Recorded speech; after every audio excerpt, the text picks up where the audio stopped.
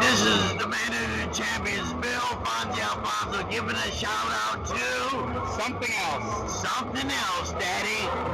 This is Nickel Matano, Great Warrior Wolf, and you are listening to Something Else.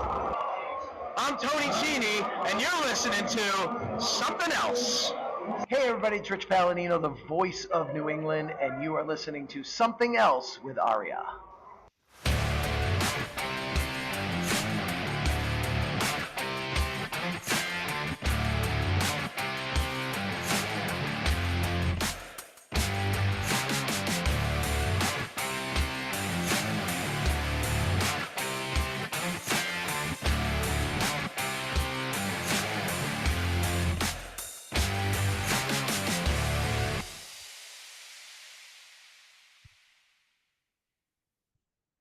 It ain't that fucking hard, guys. We ain't building a rocket. We're getting guys over in a fake fucking business. And welcome to episode number 114 of Something Else. Feast your hair holes on this week's episode as we take a look at Mid-South Wrestling and World Class Championship Wrestling from August 13th, 1983. My name is Arya, and joining me, as always, is the General Skandor Akbar to my Butch Reed. It's Trey. Trey, how you doing today? Oh, I tell you, my wife had a overnight work trip yesterday to today, so I just been fucking binge watching wrestling for about the past 36 hours. And there ain't nothing wrong with that. So obviously kicking the show off on a little bit of a sad note as you're listening to this. Last Friday, it was reported last Friday morning that Kevin Sullivan had passed away. And that's, what that clip that I played at the end of the intro was him doing a podcast back in like 2015, 2016-ish, talking about how horribly WWE was booking Roman Reigns at the time. That was during the Suffering Succotash promo era. And yeah, it ain't that fucking hard, guys, was what came out of Sullivan's mouth. I gotta say, it's like, I mean, I don't want to say, well, we knew Kevin Sullivan was going to die soon, but he had been having a lot of health issues. Like, yeah, we knew that he was in poor health. It wasn't shocking. No.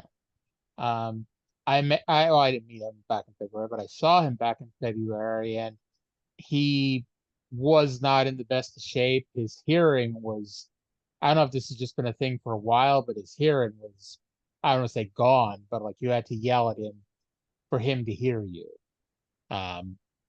And he was actually somebody who, I've been podcasting off and on for about 10 years. He's somebody that I came close-ish to having on one of my shows at various points. But scheduling plus health issues and everything else, it obviously never happened. But I would love to have him on to talk about, because I wouldn't call him a journeyman, but he's been pretty much everywhere. Like, legitimately, It is impossible to watch any classic wrestling without at some point Kevin Sullivan showing up. He worked territories. He wrestled fucking FMW, New Japan, WWF in like the early 80s, WCW in the 90s, SMW, ECW. Man, he was in TNA a couple times. Yeah. Man, I knew Kevin Sullivan, obviously, and I've seen his stuff. I have developed a new appreciation for him as a talent since I've been doing the Smoky Mountain review with you. Mm-hmm. And it's just, he was an unforgettable, one-of-a-kind talent, often imitated, never duplicated. He invented the goth spooky wrestler trope. And just, man, doing the devil worshiper gimmick in Florida at the height of the satanic panic, like that's incredible. And just so much, he was an incredible promo, one of the best minds in the history of the business. I tell you, the real tragedy is that that he didn't get a chance to write a book. So much knowledge lost. But both, you know, he was a great talent. He was also the booker of WCW during their boom period in the 90s. As a talent and as a booker, one of the more consequential people in the history of wrestling, and we as a community will miss him greatly.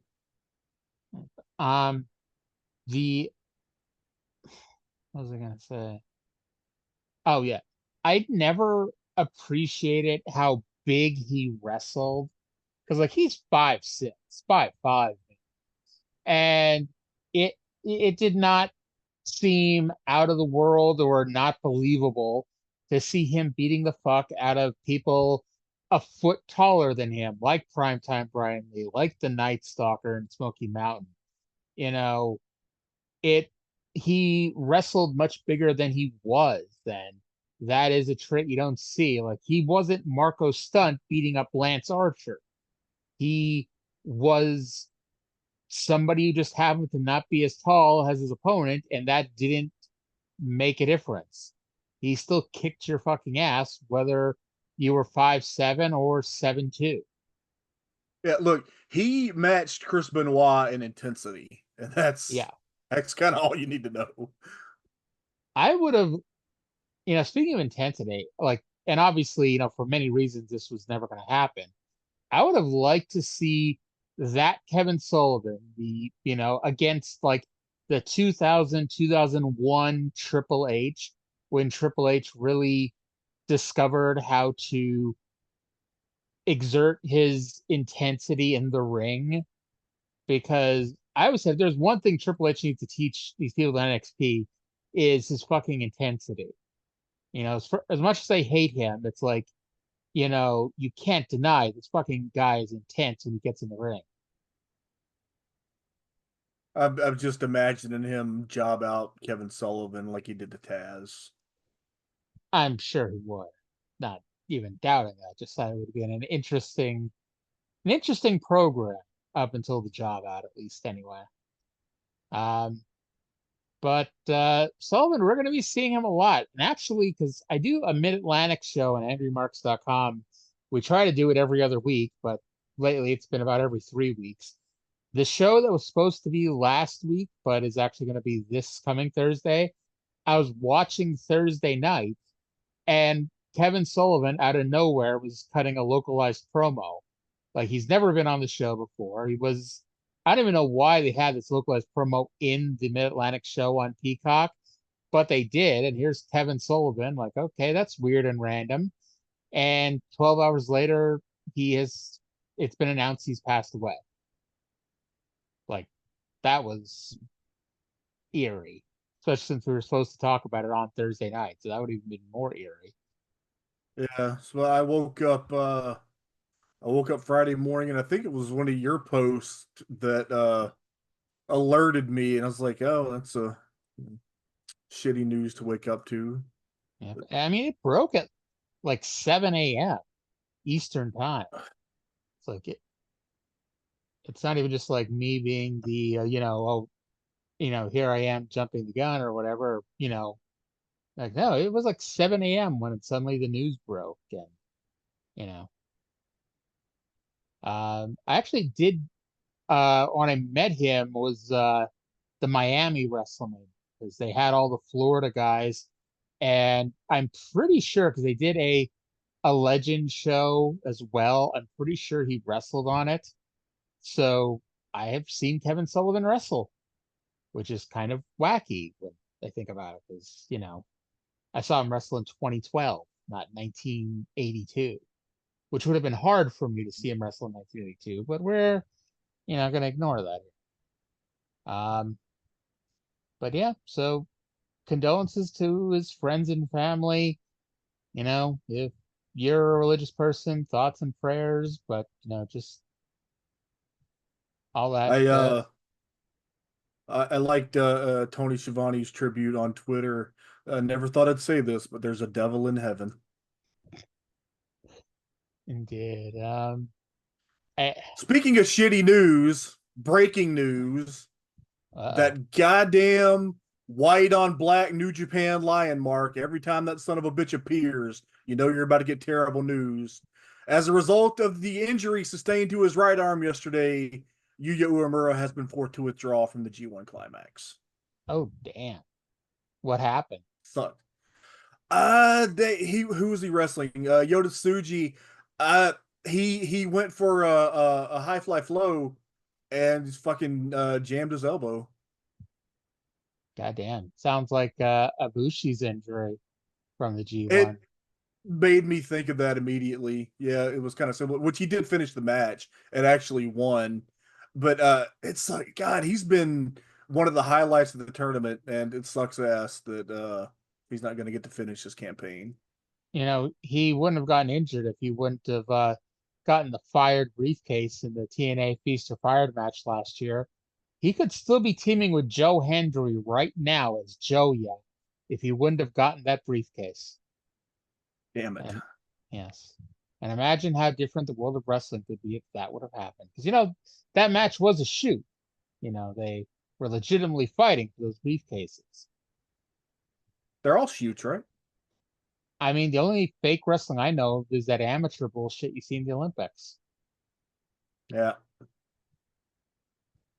All right. So Mid-South Wrestling, which, by the way, no matter what you think of our discussion of Yuya Uemura's injury and teaming with Joe Hendry and TNA, far more newsworthy than this week's episode of Mid-South Wrestling.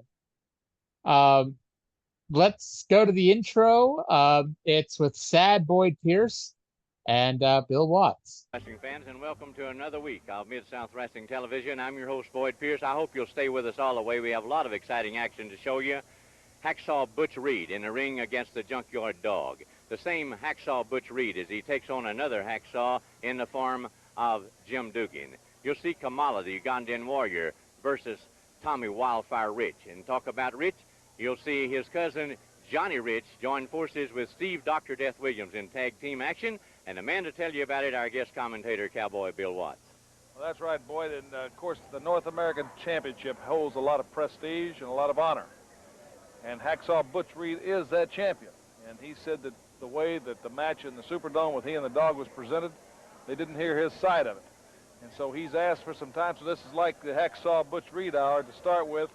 I interviewed him earlier. First of all, he wanted to talk about a match with Hacksaw Duggan. He says he has beaten every top star in Mid-South and truly is on the pinnacle of success. Let's listen now to Hacksaw Butch Reed. All right, so before we go there, why do you think Boyd Pierce was so sad? Did you think he sounded sad? He sounded sad to me.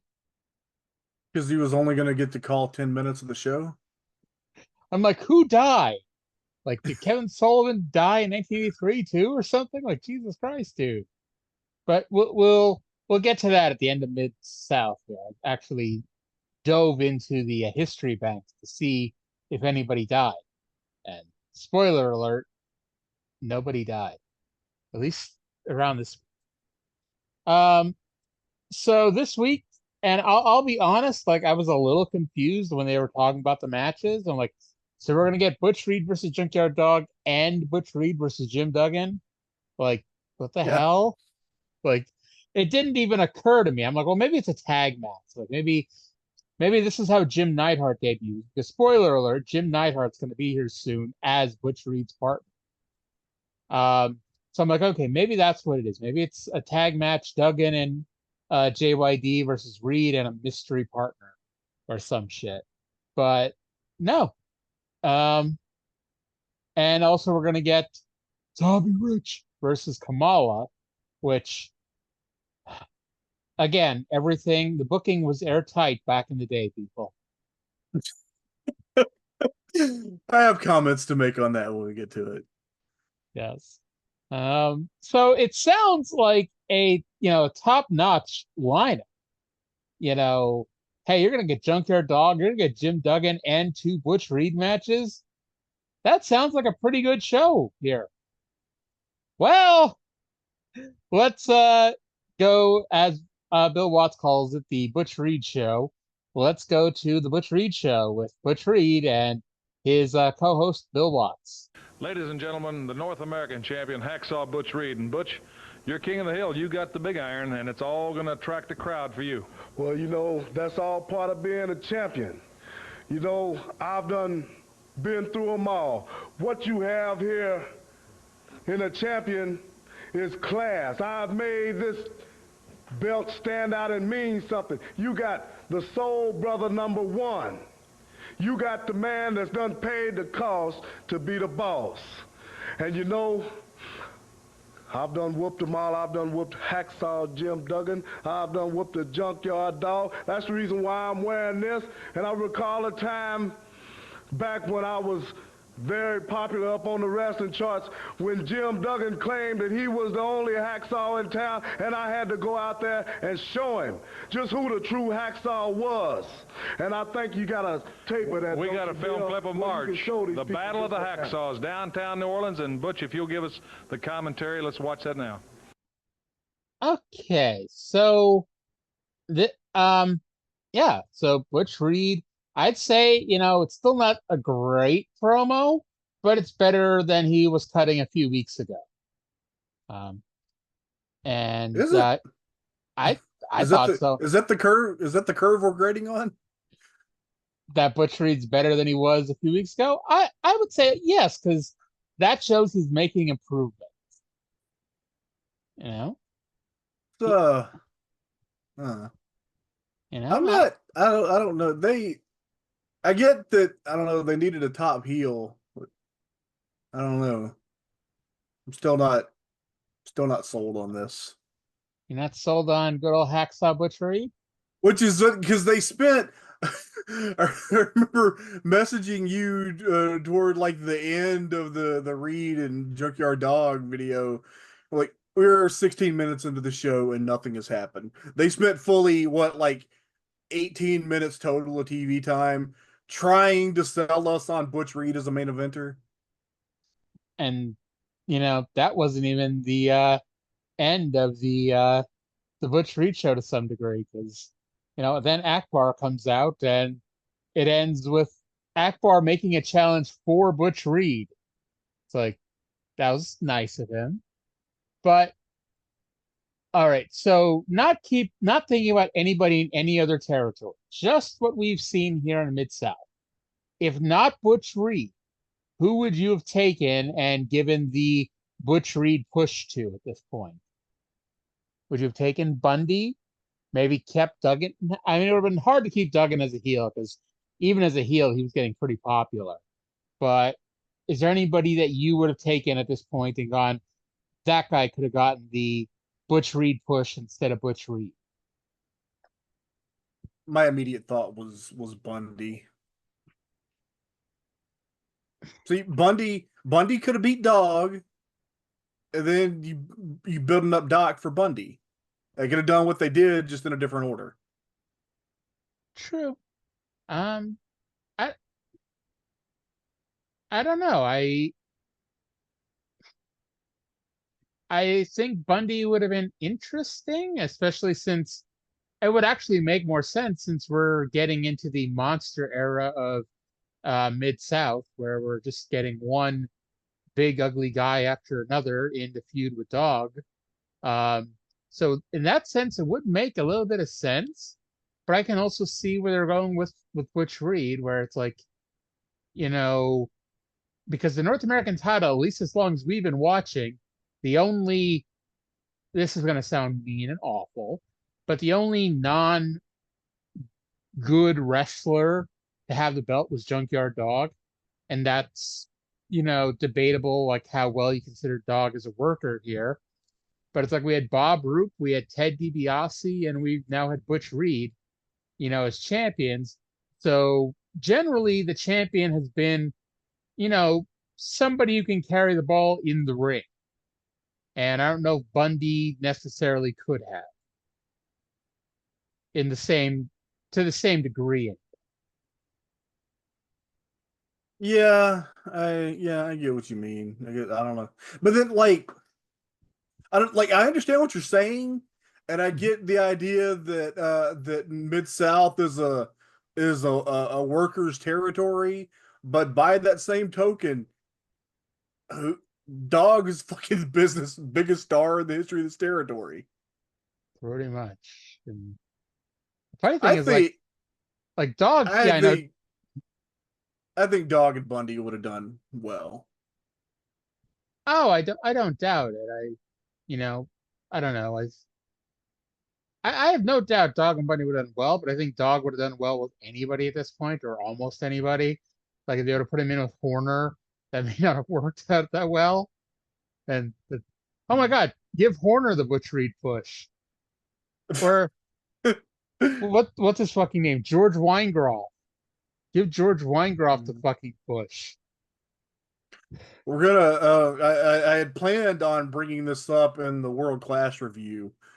When the territory is hot, it's hard to do wrong booking wise. Like when the territory is hot, up to a certain point, it's hard to fuck it up. Yeah. But when the territory is cold, or not necessarily cold, because we're not cold in Mid-South, we're just not really hot right now. Lukewarm. Yeah. You could be doing everything right, and it still doesn't do a damn thing. By the way, 3 more months till Thanksgiving. Indeed. So they do send us to the North American title tournament back in March, although they don't tell you that's what it's from, but that's what it's from. Reed versus Duggan. Reed's whole theory is that Duggan and Junkyard Dog are quote unquote first quarter men, meaning that they do not have the stamina to go long, which is why they go hard and fast at the bell. But if, and this is a big if you can outlast the first few minutes, it's easier to beat them. They did say they were only airing highlights, but they aired a lot of this match. I guess they only aired about 5 or 6 minutes, but still. Cage Match doesn't show how long the match went, but it is surprising that it seemed to go for a while, especially since Reed wrestled 3 times that night. Reed used the Gorilla Press Slam, which was impressive considering how big Duggan is, and then won clean with a shoulder block. Now, again, keep in mind, this is March, so Reed is still a babyface and Duggan is still a heel.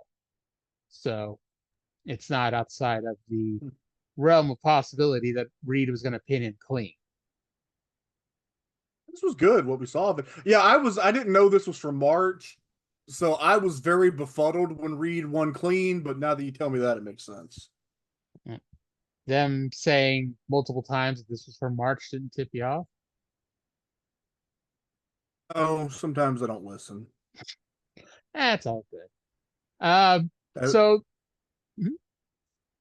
Oh, I was going to say, as my wife has told me many times. At least I think that's what she said. So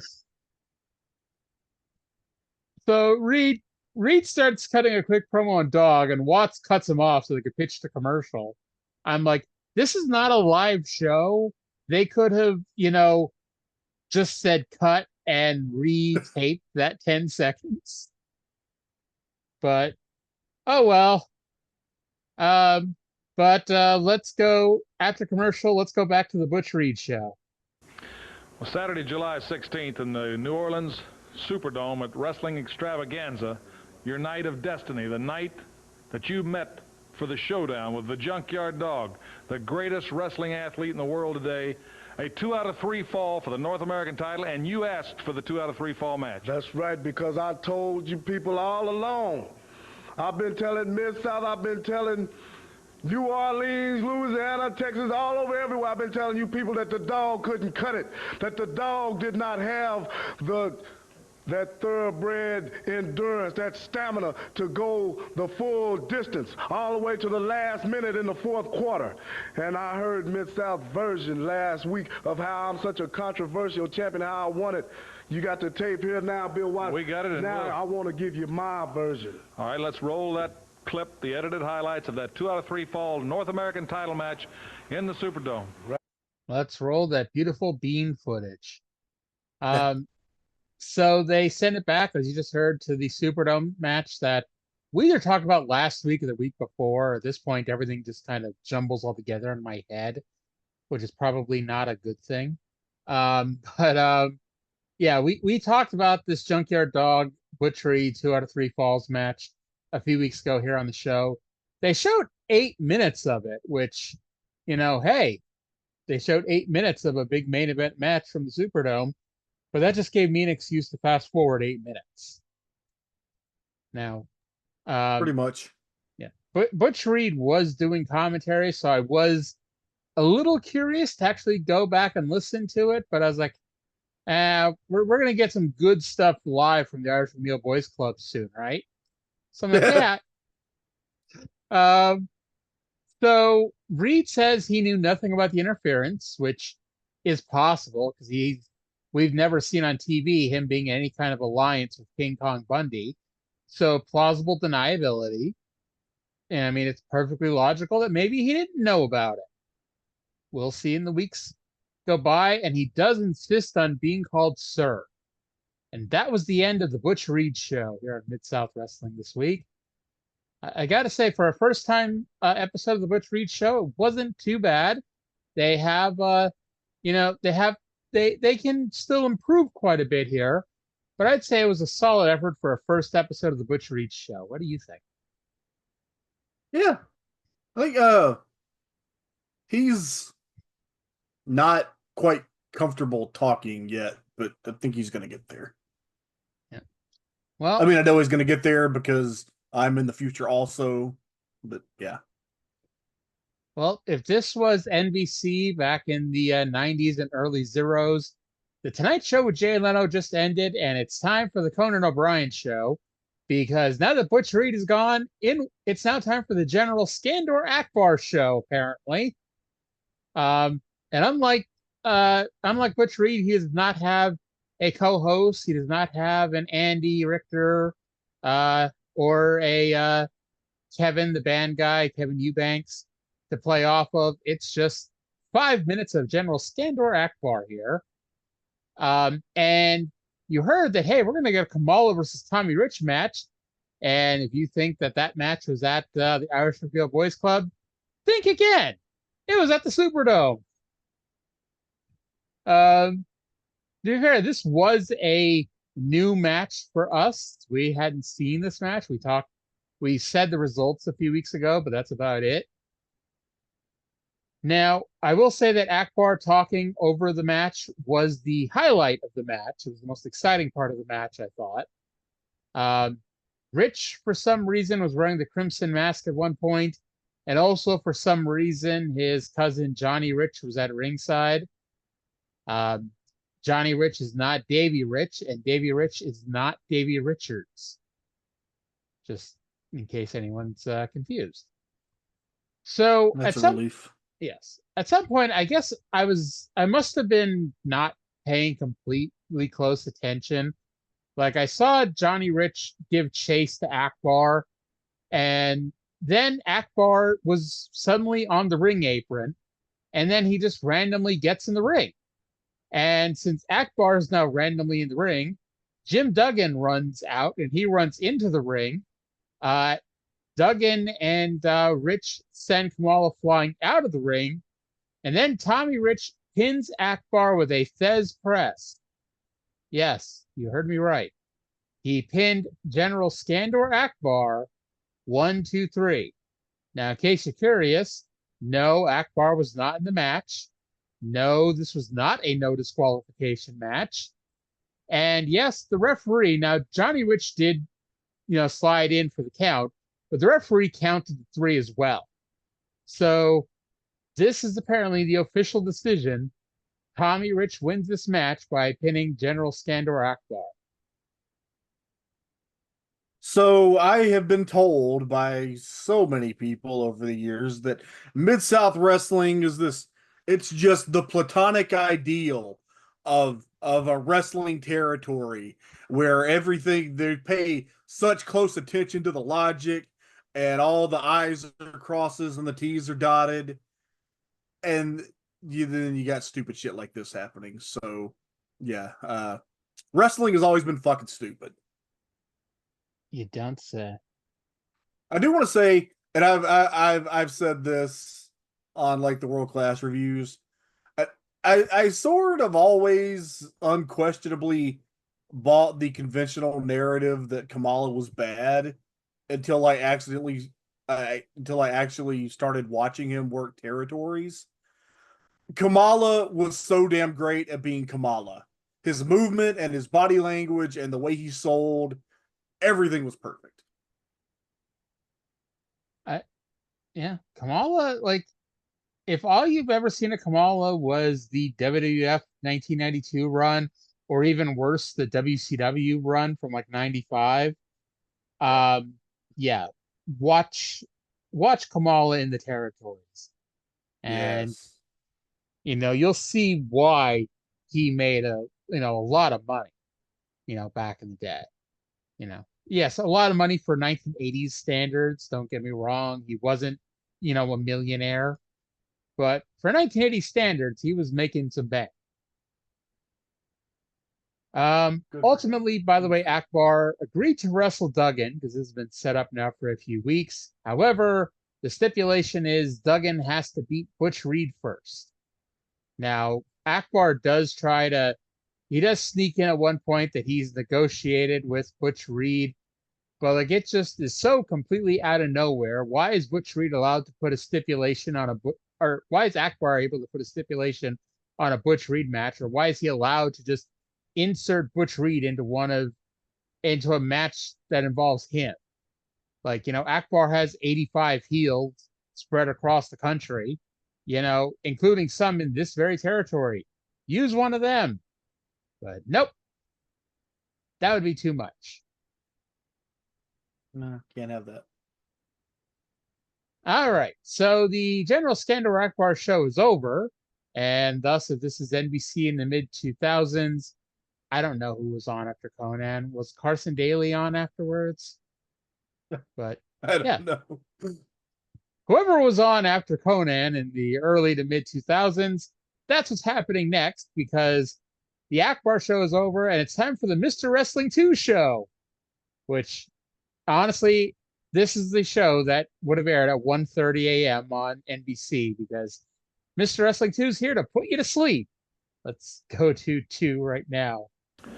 Well, Mr. Wrestling 2, wrestling fans all over the world love wrestling, and they watch a lot of different wrestling with the advent of satellite and cable TV and things like this.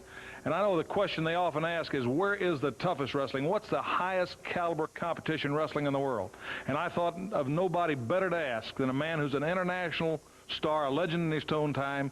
You, Mr. Wrestling 2, could you answer that? Oh, very easily, Bill. As you well know, I do travel all over the country from coast to coast, and without a doubt, it's right here in Mid-South.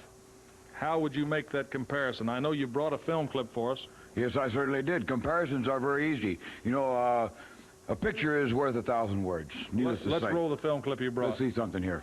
This is New Orleans, you and Wild Bill Irwin. Now, would you pick up the commentary? Okay, so Mr. Wrestling 2 brought this footage of a match that was taped by Gordon Soley's kid at the Superdome. So if Mr. Wrestling 2 brought this footage, who brought all the other footage from the Superdome? Maybe Mr. Wrestling 2 brought it. Joel what? Joel Armstrong. Good old referee Joel Armstrong brought it. Yeah. By the way, and the Mr. Wrestling 2 show was more about, Watts getting someone to suck his dick here, because, Watts is like, Mr. Wrestling 2, where is the best, toughest wrestling in the world? Like, even if the real answer was somewhere else, what are you expecting him to say? Like, oh, Bill, I think the action's very tough here in Mid-South. I think the toughest wrestling is in Portland. Yeah, because that's Georgia.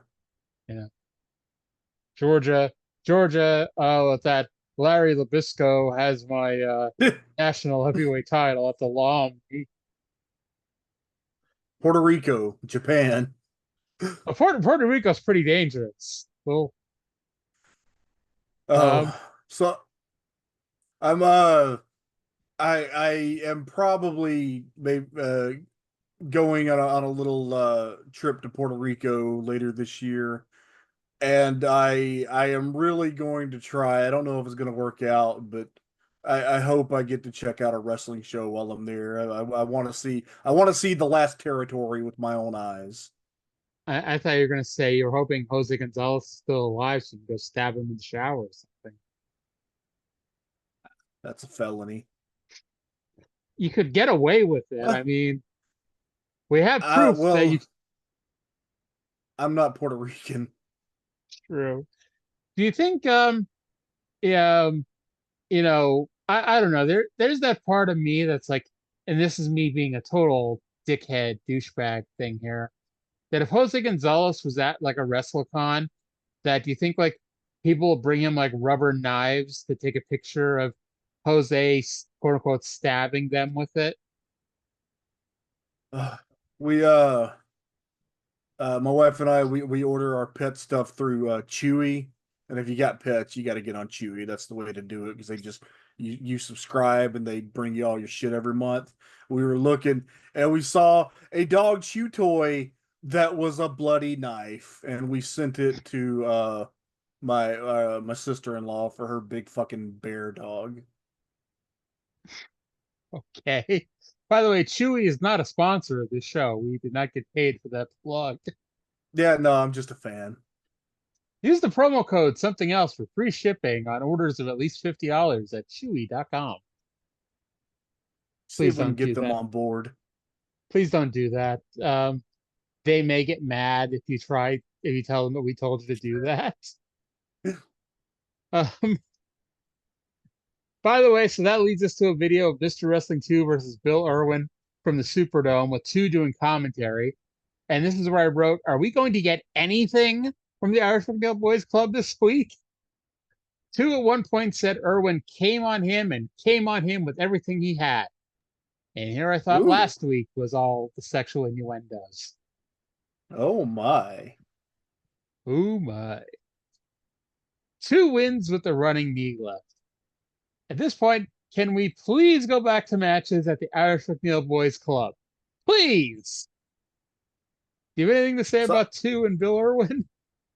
I'm confused because according to my records that I got out of Mark James's wonderful wrestling record book, Mid-South 1979 to 1987, 2 wrestled Larry Labisco at that Superdome show. So maybe this wasn't at the Superdome. See, I wondered, just looking at it, I wondered if that was from the municipal auditorium. I didn't even bother looking it up. I just assumed that with all the other matches we were getting, that this was also from the Superdome. And actually, now you mentioned it, yeah, it was Larry Labisco, because we mentioned that right here on this very wrestling program a few weeks ago here. And so while I'm just, randomly talking in a way that is putting off me finding something, I'm looking up right now when Mr. Wrestling 2 would have wrestled Wild Bill Irwin, also known as the Goon in WWF. All right, so let's see. March 21st, North American Title Tournament in New Orleans Municipal Auditorium. That's probably what that was. So let me see here. 1 second. Okay, so cage match is lying about something here. Yeah, and actually here it says March 21st. But actually, if you look up Mr. Wrestling 2 versus him, Bill Irwin, who, yeah, I forgot his damn name for a second.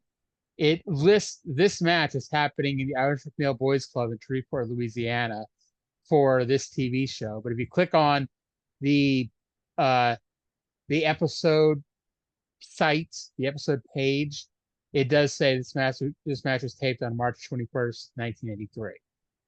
So yeah, cage match needs to fix their shit. Fix your shit, cage match. Yeah, they've gotten better. That used to be a bigger problem, and it's gotten better, but there's still little mistakes here and there. They also say Butch Reed beating the dog was on March 21st as well, which is not true. It was July 16th at the Superdome. But they got one right, so we're going to give it that to them. All right. So we're finally back in Shreveport, Louisiana at the Irish McGill Boys Club. And we have Boris Zirkov and King Kong Bundy versus Tim Horner and World Class Championship Wrestling's own Bill Rathke. Can we please go back to Superdome matches with wrestlers yelling at me during commentary? Popular Tim Horner and burly Bill Rathke. What a team. Did Bundy... Against two bald, pasty white guys in black singlets. At least they look different enough. It's not the fucking, the two guys at the end of the show. Did Bundy kidnap Rathke when he came back from Star Wars in June or something? What the hell's he doing here? Horner has a creepy mustache, but I think he's had a creepy mustache for a few months now. But it looked extra creepy this week for some reason. Zirkov looked like Bundy's little brother. He did a flying body press of all things. I was not expecting that. Horner ducked it because, Horner's an idiot, but he's at least smart enough to not take the flying body press from Boris Zirkov. Maybe Boris heard us shitting on his wrestling and decided to do something about it here 30 years later. Now, I got to ask you, if Boris's partner was a babyface in 2019 WWE, would they have changed his name to King Kong Fundy? Because, babyfaces like to have fun. See, my mind jumped to a character that's like a giant, but they're a Christian fundamentalist. King Kong Fundy. There you go. Although Vince in 2019 probably like, God damn, you can't call him King Kong. That's offensive to King Kong. We can get sued by Universal for having a wrestler called King Kong. We're going to call him Bill Fundy. Bill Fundy? Yes. You can't call him Bundy because you'll think about, a serial killer or something too. So, Oh, Lord. Although, would that have been better or worse than like that late 2000s period where they were naming people after sports stars? Like Bam Neely and Kenny Dykstra. I guess they only did it twice, but still. I had is King or Bill Fundy, is that any worse than Happy Corbin? Oh, God. I have managed to block Happy Corbin out of my mind. I've tried to do that with Baron Corbin's whole career. He was broke. He lost all of his money, and then he went to Vegas and won a shit ton of money, on the slots. I hope he paid his taxes, because if not, he's going to be back in the poorhouse pretty damn soon. It's we wasted opportunity to use Mike Rotunda for a segment. It's always hilarious because WWE has done the star goes broke angle at least 3 times now. Shawn Michaels, Big Show, and now Baron Corbin. Don't they get paid for being professional wrestlers? Yeah. At least with Big Show, they explained that he had invested in a strip mall that failed. What the hell ever happened to Shawn Michaels' money? Like, wasn't it like, oh, he invested in the stock market and that's when the stocks tumbled that time? Or whatever? He snorted it all in the 90s. I still say, like, the funniest part of that stupid angle was when they were building up to the match where if JBL beat him, he'd never be able to wrestle under the name Shawn Michaels again. And if Shawn Michaels won, he'd get all the money that Bradshaw promised him. So, because Shawn was going to somehow put him in the main event of WrestleMania, somehow. But Bradshaw does a promo. He talks about how when he wins, he's going to open up a chain of restaurants called Shawn Michaels and have the wrestler out front dancing in a monkey outfit. I'll be honest, I was hoping Bradshaw was going to win that match. What would they serve at Shawn Michaels' restaurant? I don't know. Baby back ribs, baby broken back ribs. Sweet something. I don't know. It's dumb. It's best not to overthink this. By the way, Bundy, who no mention about last week, losing on the 5 count, did win with an avalanche and a 5 count on Bill Rathke. And by the way, it's not just me talking with a lisp. His name is Bill Rathke. Mm-hmm. The Missing Link versus Ken Johnson. Can we please go back to Boris Zurkov versus Bill Rathke? Oh my god. So Link fucking Watts explained it as he was doing chops to the kidney, which I've never seen anyone do. But I thought he was just giving him a spanking. Ken Johnson is a naughty boy.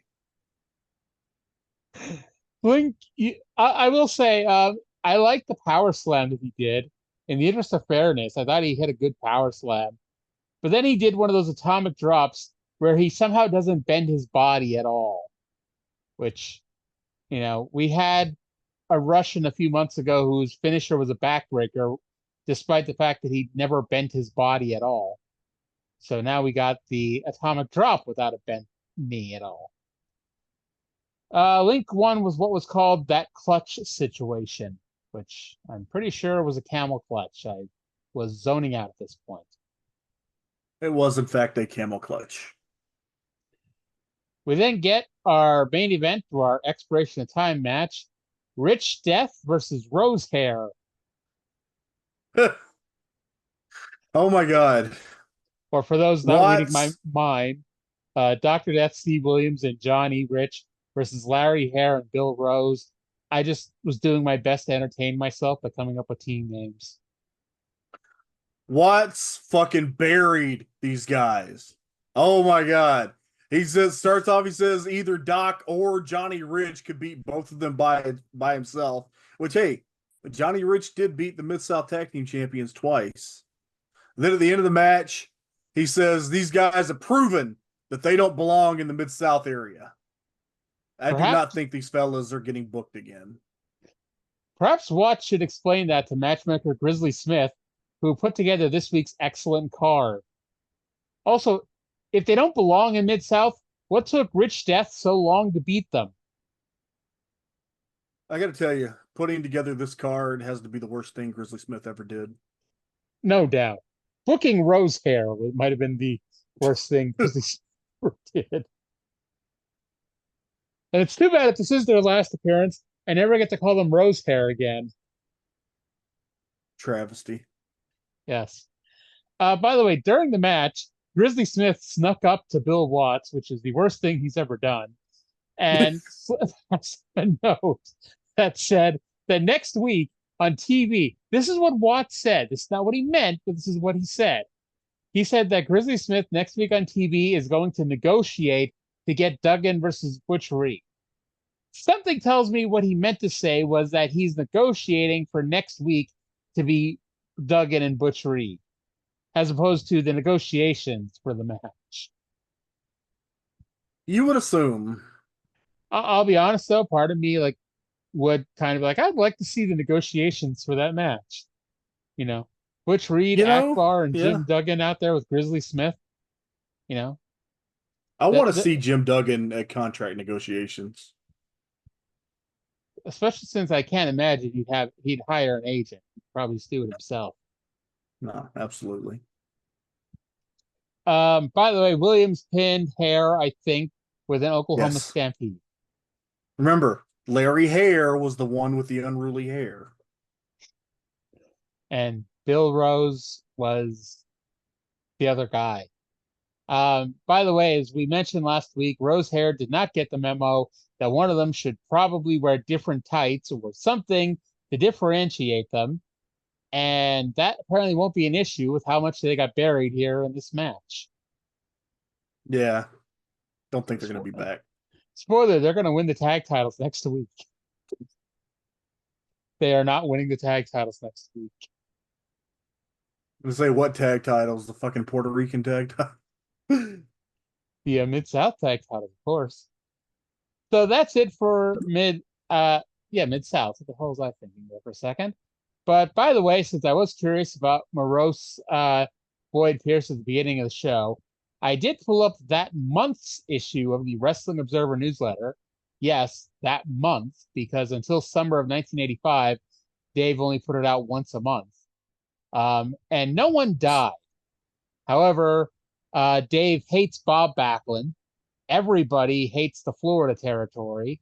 And the Mongol will apparently have a new tag team partner in World Class soon. Yippee. And then Dave, with the classic pre-2000 sarcasm that reading these old observers are, known for, he talks about the weirdness of the national heavyweight title situation. As we've mentioned and joked about, Mr. Wrestling 2 occasionally shows up with the title belt, despite the fact that he did not beat Larry Labisco for it at La Omni or anywhere else. And he writes, another strange turn of events is that Mr. Wrestling 2 is recognized as the national champion. Someone ought to wake up Bill or Ole or both. I'd blame 2 for this mess, except the old guy is probably senile by now and forgot that he didn't really win the belt. Who knows? Dave does not make comments like that in 2024. For those who either don't... We are poorer for it. Yes, for those who either don't have a subscription or don't get a free one, Dave does not, make those comments nowadays. But from here, we drive 190 miles west to the Sportatorium in Dallas, Texas for World Class Championship Wrestling. Well, let's go to Bill Mercer for the intro of the show. The World Class Championship Wrestling here at the Sportatorium in downtown Dallas, Texas, the home of the international stars of wrestling. And we have 4 of them, 4 tremendous stars in our main event tonight. In the first one, it's Iceman King Parsons battling his old nemesis of the recent hair bout, Buddy Roberts. And we know that Buddy Roberts is bald. Bruiser Brody proved it. Well, there's Iceman and Roberts. In the next main event, it's Kerry Von Erich, the world's great modern-day warrior, against another nemesis of the Freebirds, the flamboyant Michael Hayes. All 4 of these fantastic stars in 2 great main events in World Class Championship Wrestling. We'll see them and more. But right now, we're going to be looking at Mr. Ebony next on World Class Championship Wrestling. So here's a question. He says that next we're going to be looking at Mr. Ebony. Would you prefer watching the Mr. Ebony match or if he had gotten promo time? At least the match was at least the match had that spot where he picked him up in the full Nelson and swung him around and around. Yeah. So today we're getting Iceman versus Buddy. It's his old rival in the recent hair match, which seems to be backwards here, but hey, it's Bill Mercer. You're not expecting him to be a good talking person. And then Kerry versus Michael Hayes in the other main event. Again, we have seen these matches before. This is where I wanted to point out that this period in World Class is a study on how you can do no wrong booking-wise if the territory is hot. Because these matches are as repetitive as WWE TV was like the last 5 years or so under Vince. And that is not a good thing in case you have a short-term memory and don't remember booking from a year ago. So we got Mr. Ebony versus Mike Reed. And holy fuck, Mark Lawrence is either drunk or the audio is warped again. Or both. Maybe. Yes. Mr. Ebony does what I call the Indy Hartwell thumbs up but unlike Indy, he didn't get cheered. In fact, he got booed. I note that the audio is a little warped, but it's not that. And to be fair, I spent most of the match looking up Mike Reed because I thought Mike Reed was the name of the actor who played the dad on the Brady Bunch. Turns out that was Robert Reed, and his character was Mike Brady. So yeah, maybe Mike Reed and Robert Reed were related the same way that the Hawk Tuah girl is related to Robert Fuller. Or Al Bundy was related to King Kong Bundy. Well, you see, we actually saw that on the TV.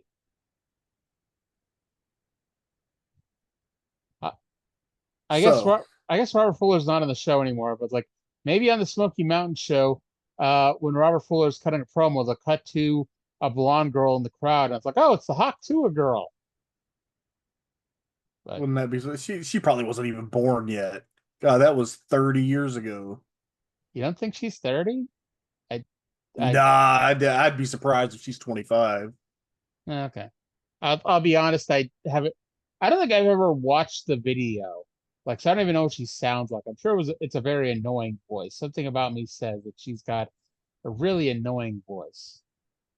I mean, not to me, but Southern accents don't bother me because, the everything. But you hear them once in a while. Yeah, she's early 20s, I would guess. Mr. Ebony picked up the win with a swinging full Nelson. It's a cool move, but I will say the problem is you need a finisher that you can give it to everybody. And I mean, the Von Erichs aren't that big, but it's still not the easiest move to be giving to anybody, Yeah, but and this isn't, oh God, I'm about to do an analogy with world-class booking in 1983 and New Japan booking in 2024. God help me.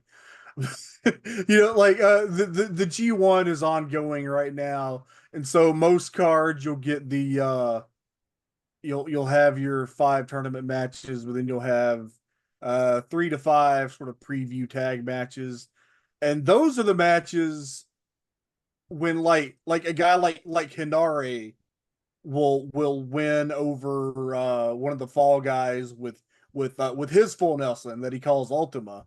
Like those are the matches that they win with their B and C tier finishers, just so you remember that they have more ways to beat someone.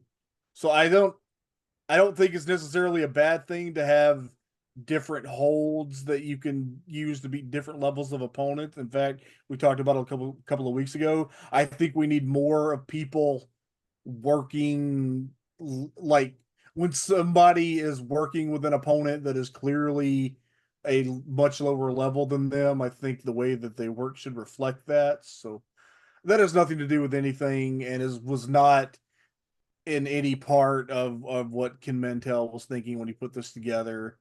I'm just going off on a ramble, and yeah, the swinging thing was pretty neat, I thought.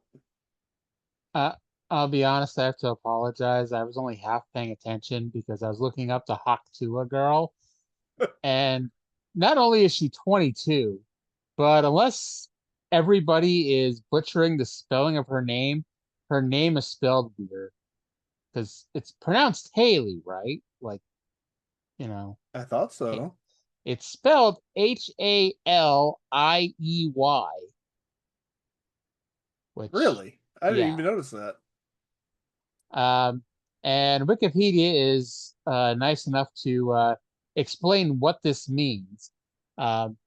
Welch's reply to this interview, exemplifying her southern accent, was, "You gotta give him that Hawk Tuah and spit on that thing," referring to spitting on a man's penis to lubricate it during fellatio. Thank you, Wikipedia. I love Wikipedia. And as of July 2nd, she is signed for representation with the Penthouse. I'm assuming it's regular Penthouse. I don't know what makes it the Penthouse. Did Bret Hart write the article? I have no proof that he didn't. Oh, apparently it's a management firm. Yeah. Apparently, not to get I saw confused with not to be confused with a magazine that you might have hardcore sex. I don't know. I saw some pretty firm things being managed in Penthouse back in the day. Really? But Yeah. by the way, apparently she joined Shaquille O'Neal during his DJ set in Nashville at some point. She was at SummerSlam. You didn't see her? She was? Yeah. Did they put her on TV? Like, if they... I don't think she was on TV. I saw pictures of her. Oh, I'm sorry that in the sea of 57,000 people, I did not see the blonde girl. God damn it, Aria. You could have asked her if she was related to Robert Fuller. I was too busy staring at Rhea Ripley's ass. You know what? I respect that. You know what? Fuck Dominic Mysterio. But I saw a meme online today that was Dominic Mysterio was the first person to ever turn from heel to even bigger heel.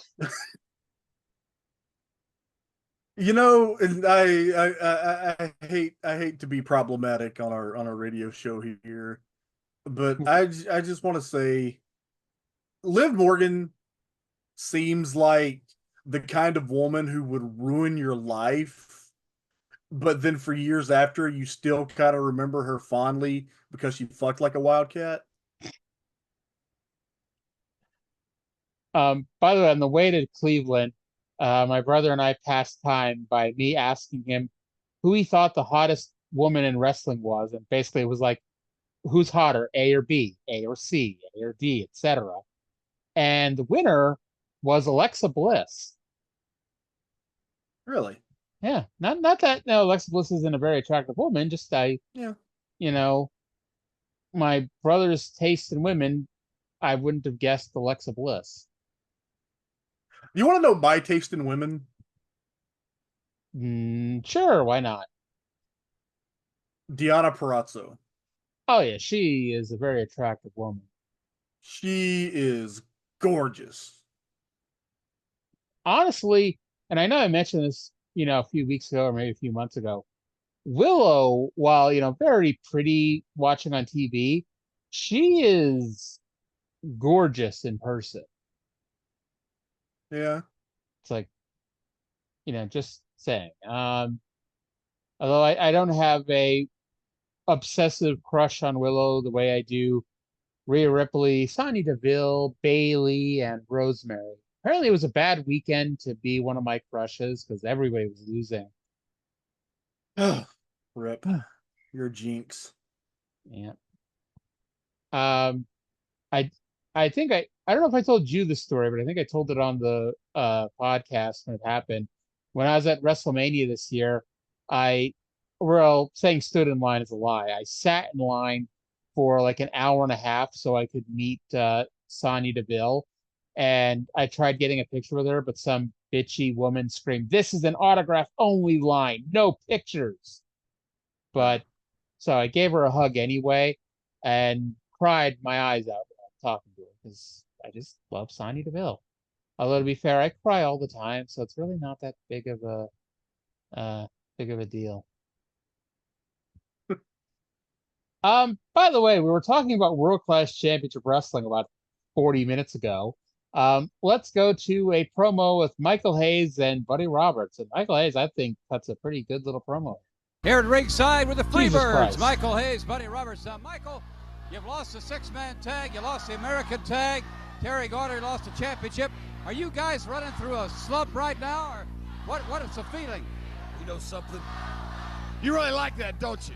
No, I just want to ask. Every team runs through a slump. Tell everybody across the country, every tag team that's listening to me right now, including you, Von Erichs, we ain't in no slump and we ain't about through.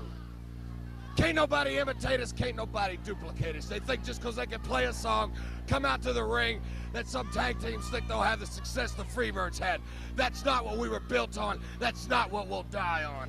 Now, Fritz Von Erich, I understand that your family has a lot of money and you scratched your way up from the bottom. Matter of fact, your boys don't even need to wrestle for money because you've made enough. So I'm gonna make it short, and I'm gonna make this sweet.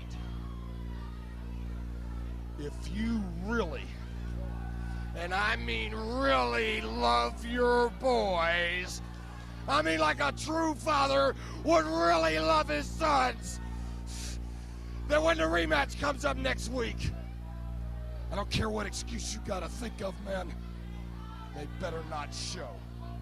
And a warning, I I guess. said they better not show. You take it anyway, and that goes for the rest of the country as well as the rest of the world. Next time you see the Freebirds, world champions again. I would imagine they will not accept that, though, and be here. How's your hair? Hey, how's my hair? How's your face? It looks just as usual. Hey, when we catch up to the Von Erichs, I'll tell you what, you've been running just about as long as you can run, and I'm not bald. And when we catch up, we're gonna show everybody of why everybody wants Freebirds to go home. You know why they want Freebirds to go home? Because we're beating every single Texan around. Buddy Roberts and Michael Hayes, the Freebirds. We'll have more world-class. I think you said this last week, but I think Terry Gordy is in Japan right now. Or wherever it is, he's Not just yet. Well, he's somewhere that isn't Dallas right now. Yeah, he is going to be in Japan later this month, but yeah, I don't know. Like I said, maybe he had a week off, or maybe he was injured, or maybe he was in jail. Who knows? I mean, it would continue the Freebird slump to he'd be in jail. Yeah, I thought this was typical, Mhm. typical great Michael Hayes promo. Oh yeah, I thought this was a really, really good promo here. Spoiler alert: Michael Hayes can talk. Yeah, gotta add Michael Hayes to list of people that I've really come to appreciate since we've been doing these reviews. It's funny because and this tonight's not a great example of this, but he's much better in the ring than I ever really gave him credit for. Yeah. But he's angrily here, looking into the camera, saying that not only they're not in a slump, but Fritz, if he really loves his boys, needs to make sure they don't show up to the rematch, which I think they said it was next week, but then never got mentioned again. And they mentioned, Fritz has enough money that his boys don't have to work, and so why make them suffer? And good point here by the heel. Why make your boys suffer when you don't have to? Although they're the ones that draw the money. Why make your boys suffer when you don't have to is the title of Fritz's book. How do why not make your boys suffer if they make you money and you can live out your own frustrated dreams through them? I noted here that Hayes and Roberts were just dripping sweat, which, doesn't surprise me if the Sportatorium doesn't have working air conditioning. This is Dallas in August. Yeah. And as Mick Foley would say when he goes to World Class in a few years, hotter than hell in the summer and freezing cold in the winter. And that was also when he had his own stalker, the Sportatorium. So nice when everyone gets their own stalker. Yeah. So I gotta say, I didn't really look at the match listings at the start of the show when they air it. So when they put up a graphic saying that up next was international tag team action, I had my doubts about what the international part of this was. But no, we had an international tag team match. It was the Mongol, who knows where Cousin Luke really is from, and Grand Marcus, who is allegedly from Mexico, versus Chris Adams, who is allegedly from England, and Jose Lothario, who is from Texas. So we did have some international flavor to this match. They were not lying. And we talked about this last week, and we've been talking about it every week. Why the fuck can Chris Adams pin Terry Gordy in a singles match, but he can't beat underneath guys? Yep. Chris It Adams wasn't even the Booker's little brother this week. No, unless the Mongol is like married to his sister or something. What if El Gran Marcus is Johnny Mantel and we just don't know it? We have no proof that it is not Johnny Mantel.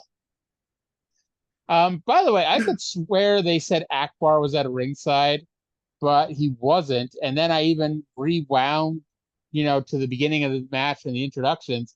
And at no point did they even say that Akbar was here or whatever. So apparently I'm just hearing things. So I apologize a few times on this episode. I like to apologize to, Mark Lawrence for assuming his drunk ass introduced Akbar when he wasn't even there, because he didn't.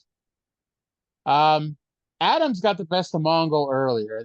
And Grand Marcus comes in and he attempts a drop kick. Now he hits the drop kick. I don't think he was supposed to, but he hits the drop kick, but he lands on the Mongol. Now, with the direction of the drop kick and where he was, running and jumping from, no matter what, even if he had hit the drop kick, he was still going to land on the Mongol. So it wasn't like, oh, I messed up and now I've hit my partner.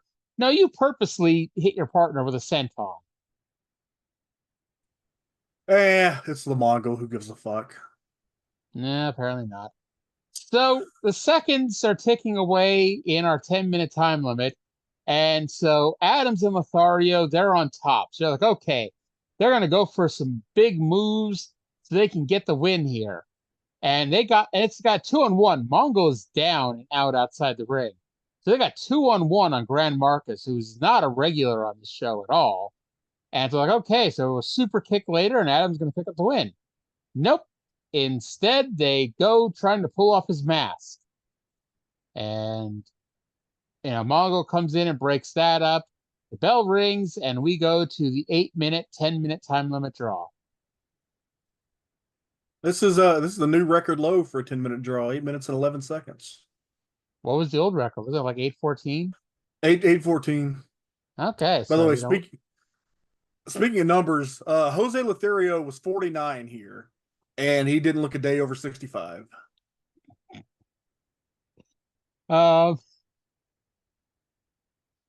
Now, it's funny, I knew 8-minute match is not, a marathon. It's not Bret Hart versus Shawn Michaels at WrestleMania or anything. But I thought this match went really fast, even for an 8-minute, 10-minute time limit draw. Yeah, I've certainly seen worse matches. We've certainly seen better. Maybe not on this show, but we've certainly seen better. This was just of all the wrestling matches that I watched today, this was one of them. Mm-hmm. And speaking of that, we have Iceman Parsons versus Buddy Roberts. Bronco Lubitsch is the referee, and he is so lazy that he had other people do the pre-match pat-down of the competitors. Oh my god, he's fucking worthless. At one point, I thought the fans were chanting, "We want Sting," which would have been almost as weird as a few weeks ago when I thought the Mid-South crowd was chanting CM Punk. But the world-class crowd was actually chanting, "We want the wig. We want the wig," because Buddy Roberts is wearing a wig. I know there was a lot of time left on the show with these two matches. It's a 45-minute show without commercials, and we're 18 minutes in. So I'm like, okay, we're going to get some lengthy, on the road vignette or something. Chris Adams hasn't drank tea with, Bill Mercer in a while. Maybe him. Maybe we'll get another check-in at General Akbar's ranch and his palatial estate. That's always interesting. Nope, we just got two decently long matches.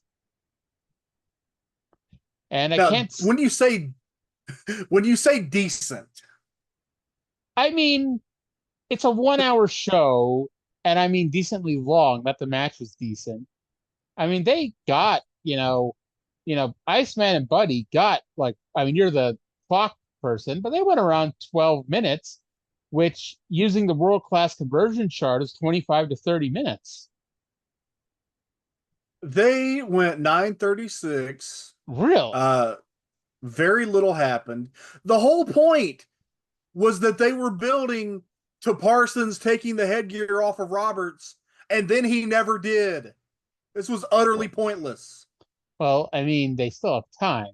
Buddy Roberts' hair hasn't, fully grown back yet, assuming. So Mercer said that Iceman didn't like having his head hit on the turnbuckle more than one time. So does that mean he was okay with having his head hit once on the turnbuckle? You got to give him one. Yeah. Let's wake him up. Iceman then did a little shooby-dooby-doo right there before giving Buddy a little pop-pop, which is Mercer speak for Iceman danced and then punched Buddy in the face. Oh, Bill Mercer is so bad he's good. I'm going to miss him when he leaves with Ken Mantell, in a few years to form Wild West Wrestling. So I then wrote that Buddy heaved Iceman over the top rope, but Bronco was too lazy to call for the DQ. However, they aired a replay, and Buddy threw Iceman between the ropes. So I apologize to Bronco Lubitsch. He may be really lazy, but he wasn't too lazy to call for a disqualification. And then Iceman won with a small package out of nowhere. That's what happened. Yep. It wasn't very good. Nope. He tries to pull the headgear off afterwards. That fucking headgear is glued on tighter than the wig, because nobody can get that fucking headgear off of Buddy's head. Mm-mm. And they even mentioned, it's just be easier to reach in because there's a big hole in the headgear. Just reach in and pull the wig out. But does this mean that if Iceman does pull the headgear off, he has to give himself $250? Well, that's fairly reasonable. I might even give myself a bonus. He'll give himself $300. Yeah. All right, so just for a treat. Welcome back to the world famous Sportatorium, home of World Class Championship Wrestling, the only wrestling where they fall down drunk as the ring announcer. As we have Kerry Von Erich versus Michael Hayes as the main event. How frequently on this show can I say they were super over doing the most basic maneuvers in wrestling before it becomes repetitive and redundant? Repetitive and redundant is the name of these shows. That might be the name of this week's episode. It's repetitive and redundant. It's repetitive and redundant. Absolutely should be. I noted. It seems like I noted every week because they wrestle every fucking week. But these two were made to wrestle each other. Like Hayes just always knew exactly what to do with Kerry. Mm-hmm. This was very good. They stole the show, but it was petty theft. Literally, Hayes did a headlock, Kerry did an armbar, and occasionally, and I do mean occasionally, they would do something else. Kerry at one point tries to cover his face so they could call a spot, but you could literally see his mouth moving. The finish sees Kerry do a crossbody. Hayes rolls through it and puts his feet on the ropes, but Kerry kicks out and then wins with a schoolboy. Because Hayes, despite the referee not counting for the third count, Hayes just assumed he won. As you do. Hayes then attacked after the bell and used what Bill Mercer called an atomic drop, or as most humans call it, a pile driver, on Kerry. Now, someone did smarten Bill Mercer up during the commercial break, because when they come back, he does call it a pile driver. Honest mistake. The fans may have been chanting, "We want the clap" at one point, but it transitioned to "We want the claw." I know you started watching wrestling towards the end of '99, so you may not remember this. But do you remember when Scotty Riggs was in ECW? The U.S. Male, Scotty Anton, yes. Yes. He used the sharpshooter as his finish and called it the clap. Outstanding. You know, somebody in this territory had to have the clap. A Von Erich or a Freebird or somebody. I'd be surprised if there's only one. I mean, you can't tell me that anybody really built a fence around any of these rats. Like, you know. Nah. That's a no-no. That's a that's a Lance Storm maneuver to be a fence builder. I don't even think Lance Storm would do such a thing. He wouldn't have anything to do with any of this fuckery, but none of these offbeat shenanigans. There was when Lance and Don Callis had a podcast way back when. I remember Don telling a story about how they were at a bar and Don was hitting on a woman who Lance then just started talking to, like, you know, a human being would talk to another person. And so Don accused him of building a fence around the rat. And because Lance was not somebody who cheated on his wife with, you know, every person who batted their eyes at him. No. Lance Storm's a very moral, upright gentleman. I'll be honest, there was only one time I ever had an issue with Lance. Actually, only twice I ever had an issue with Lance. The first was when the WWE Network first came out, and it was only available in the US. It wasn't available in Canada or anywhere else in the world. And a whole bunch of people were telling him, you know, this is what you do. Just get a static IP address, and then you can get it, you know, and they'll, you know, think that, you know, you're within, you know, America. And he was very adamant that he would not do that. That's probably illegal, yada, yada, yada, yada. And then they released the Canadian version of the WWE Network, which was, from what I recall, essentially WWE 24/7 with a live stream. And so Lance's reaction was to get a static IP address and pretend he lived in America so he could get the proper WWE Network.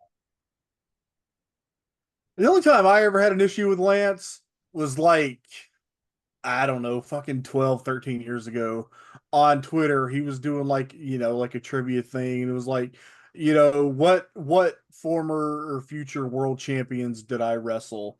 And I like did, and I made a list. And one of the ones that I listed was John Cena, who Lance worked a couple of house shows with when Cena was first starting. And he came back with, I never wrestled Cena. I'm like, well, it says on here, and here that you know, you did. Like, oh, you can't believe everything on the internet. I didn't wrestle Cena.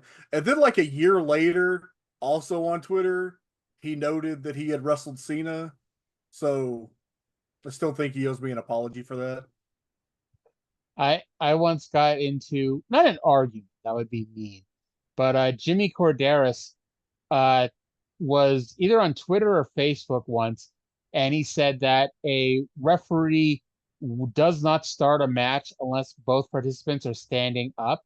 And I had just binge watched all of the Money in the Bank cash-ins up to that point, and one of them was Edge and The Undertaker, and Jimmy Corderas was the referee, and the bell rang with The Undertaker laying on the mat. And I pointed it out to him. He's like, no, I did not do that. I waited till Undertaker got up. And I'm like, did he? Like, I was like, you know, questioning it. Like, I know everything, but maybe I was wrong. So I went back. I'm like, nope, sorry, dude. I just rewatched it, you know. And he fought back. Like, it wasn't rude. It wasn't impolite. We were two polite people. You know, he's Canadian, so it's impossible for him to be rude anyway. But we were two polite people having a disagreement on Twitter about wrestling, which does apparently happen once in a while. And then he went and looked it up and saw that he was wrong and I was right.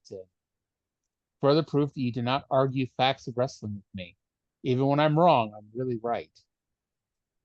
Credit to Jimmy Corderas for that. I wonder if he's admitted that he was wrong about the gimmick chairs thing. What gimmick chairs thing? This has been like in the last couple of weeks because they did in the AEW Blood and Guts match. They did like one of those gnarly chair shots to the head with Darby Allin and Jack Perry. And he did a whole thing about it. I didn't even watch it. I just kind of read what other people were talking about. And the crux of it was that people within AEW have acknowledged that when they do stuff like that, like there was the really notorious one with Shawn Spears and Cody Rhodes and a couple of others, that they gimmick the chairs and they shave the chairs down somehow. And the crux of the thing was Jimmy Corderas going, no, you can't gimmick a chair. They don't do that, blah, blah, blah. And even like QT Marshall, who was probably the fucking one that did the gimmick, was like, no, this is how we did it. And I sent them a DM to explain it. So I wonder, I don't know if there was a resolution of that thing, but that's what was going on with Jimmy Corderas the last couple of weeks. Interesting. Oh, by the way, I do remember one other time I called. I'd like to say call him out. I didn't even tweet at him for this, but it was like still the eye-rolling moment. And this is something, we really need to judge other people for doing this. But when him and Don were doing their podcast, most episodes, like the first 20 episodes or so, they're all an hour long.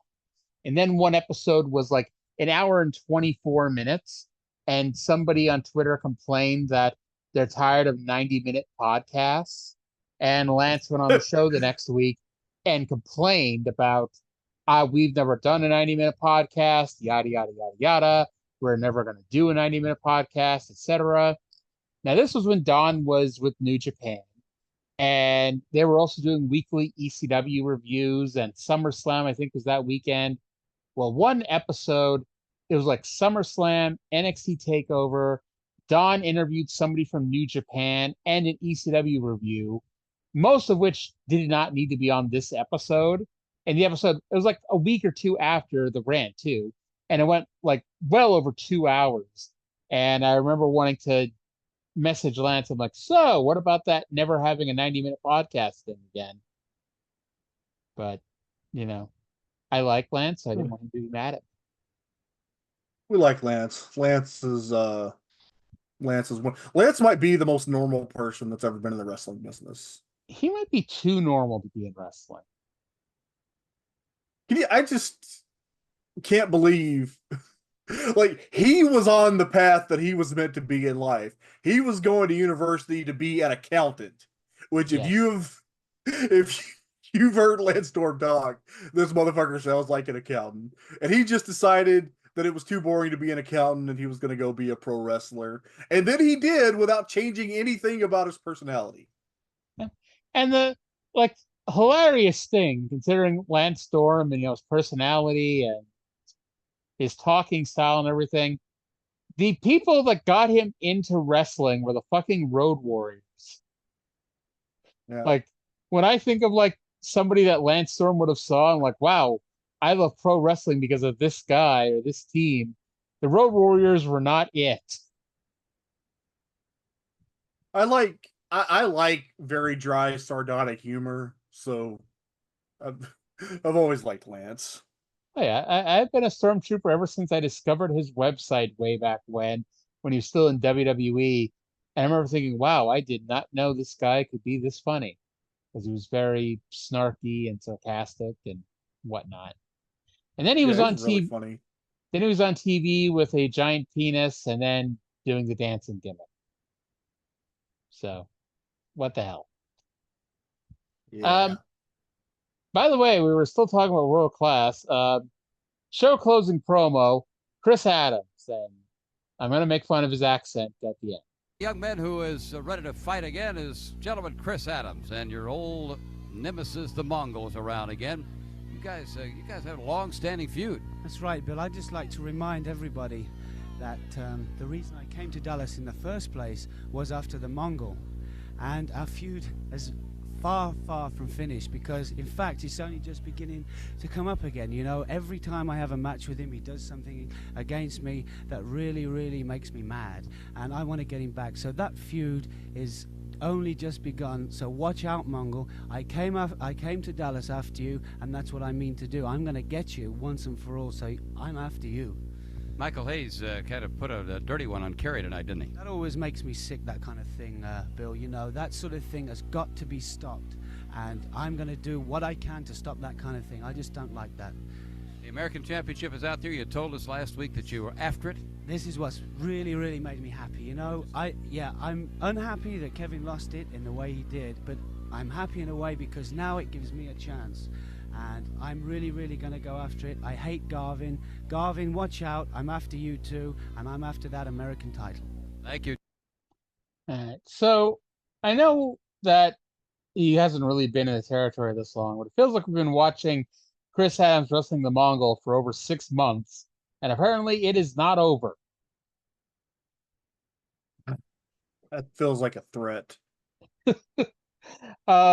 I want to point out that he says that he came to Dulles to wrestle the Mongol, but Dulles is an airport in D.C. It's the worst airport in America, in my opinion. You're in Dallas, buddy, not Dulles. Yeah, just that's me making fun of his accent. If tea and crumpets was an accent, it was this. I can't wait for his heel turn, but I think it's not for at least another year. It's like he gets so much Is he better. gonna win a match? Once they get Johnny Mantell out of the territory, He's gonna draw the Mongol and Johnny Mantell and fucking Grand Marcus and pin fucking Michael Hayes or something. Well, he's going to be apparently going to be feuding with Jimmy Garvin, which actually should be a really good series of matches. By the way, I forgot to mention this during the Hayes Kerry match. I probably am going to get stripped of being allowed to have a podcast for saying this, but it's been 8 months. I'm ready to move on with another fucking feud from the Freebirds versus the Von Erichs. It's like, goddamn, like. You know, I've only been doing the show since the end of February, beginning of March, but still, it's like, all right, like, you know, I either want to see something new or some great development. And, you know, I don't know, laying out Kerry with a pile driver, knowing that Kerry's probably going to be on the show next week isn't, you know, really getting my juices flowing to keep this feud going. Yeah, well, at least in like a year, we're finally gonna get, because that's when Gino comes in, right? And we get the Chris and Gino team that's supposed to be pretty great. See, I thought you were gonna say at least in a year David's gonna be dead, so we'll get something new there. Oh, I don't. You're not that awful, right? You know. Plus, plus, when he dies, we're gonna force Mike into the ring. So there's that. Have you ever seen the pizza commercial for like the local pizza place? I think it was Kerry and Kevin and Mike. It just came up on Twitter again today, and it's so fantastic. I know I've seen it, but I don't remember specifics about it at this point. Well, the main thing is that you could get all you can eat pizza for I think $3.89. And adjusted for inflation, that's only like $10. You can barely get a McChicken for $3.89 anymore. Well, here they're part of the 2 for $4 menu with the McDouble and something else. But yeah. By the way, Gino returns because I guess Gino had a pretty decent run from 79 to 81. He comes back on May 18th, 1984, and his first fucking match is against Johnny Mantell. Really? Yes. Now, spoiler alert, he does defeat Johnny Mantell, and the match is in the Sportatorium, so there is a decent chance that it's going to air on this very television program. Let me see when he starts teaming with Chris Adams. He's going to be in something called a pole battle royal, which that should be exciting, no doubt. Let's see. I know we can't watch every territory, but like, I wish we could do some Southwest, because like the little bit I've seen of that is really good shit, and the Gino and Tully Blanchard team is supposed to be one of those all-time great heel tag teams.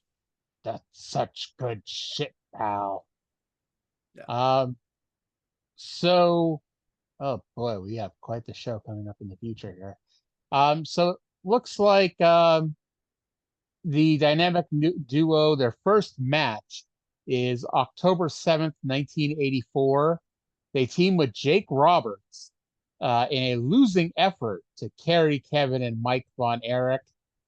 But it looks like, and I don't know, because I don't know if like there's a big turn during a match or something, but it would make sense that there is a match on September 28th, 1984, where Gino Hernandez and Jake Roberts defeat Chris Adams and Kevin Von Erich. And then the next time you see them, you know, it's Gino and Chris.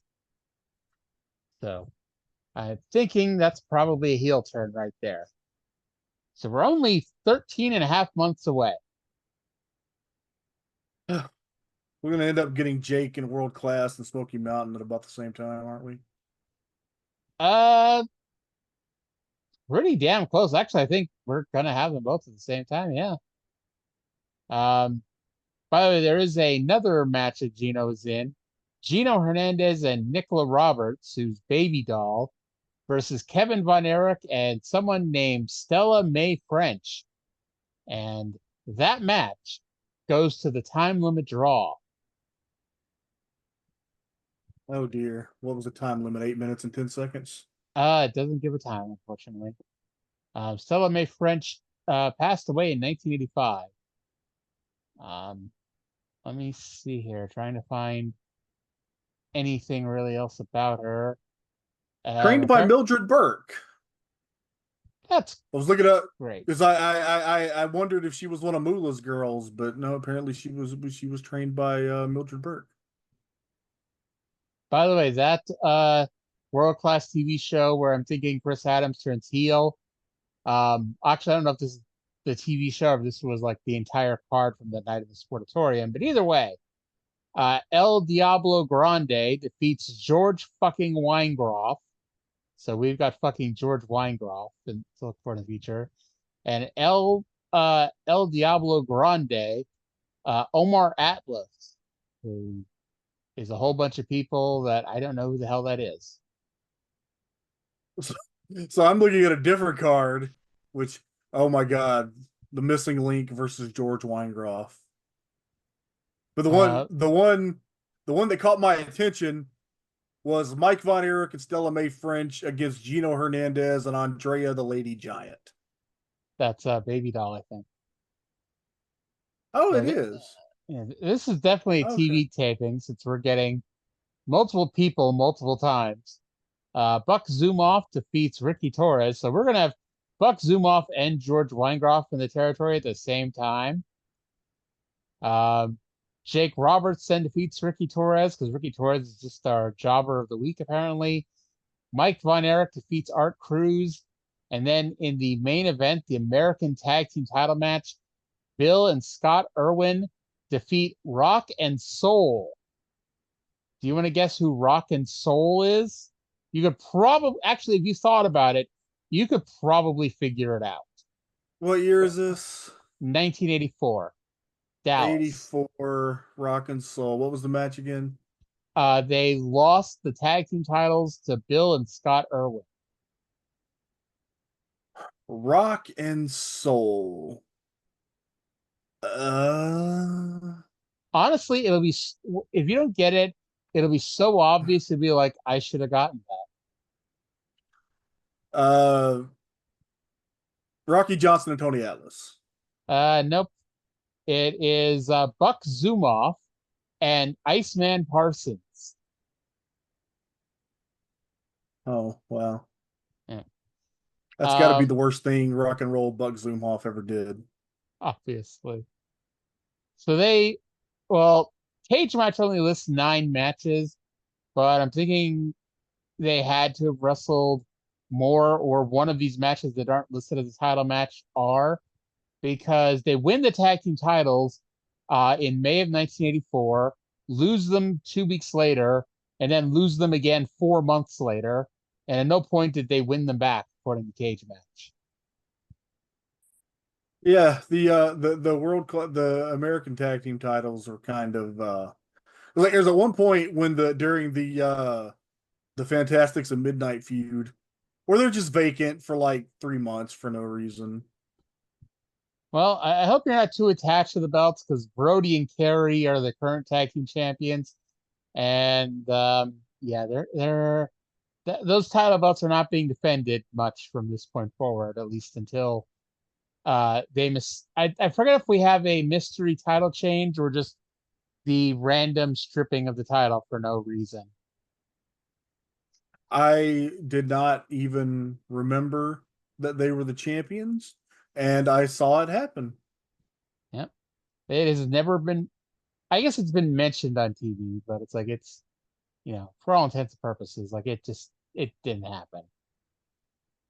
Okay, so according to Cage Match, the title becomes vacant at some point in October of 1983, and then the next champions are Roddy Piper and Bulldog Brower. And it says they won the titles in Detroit, Michigan.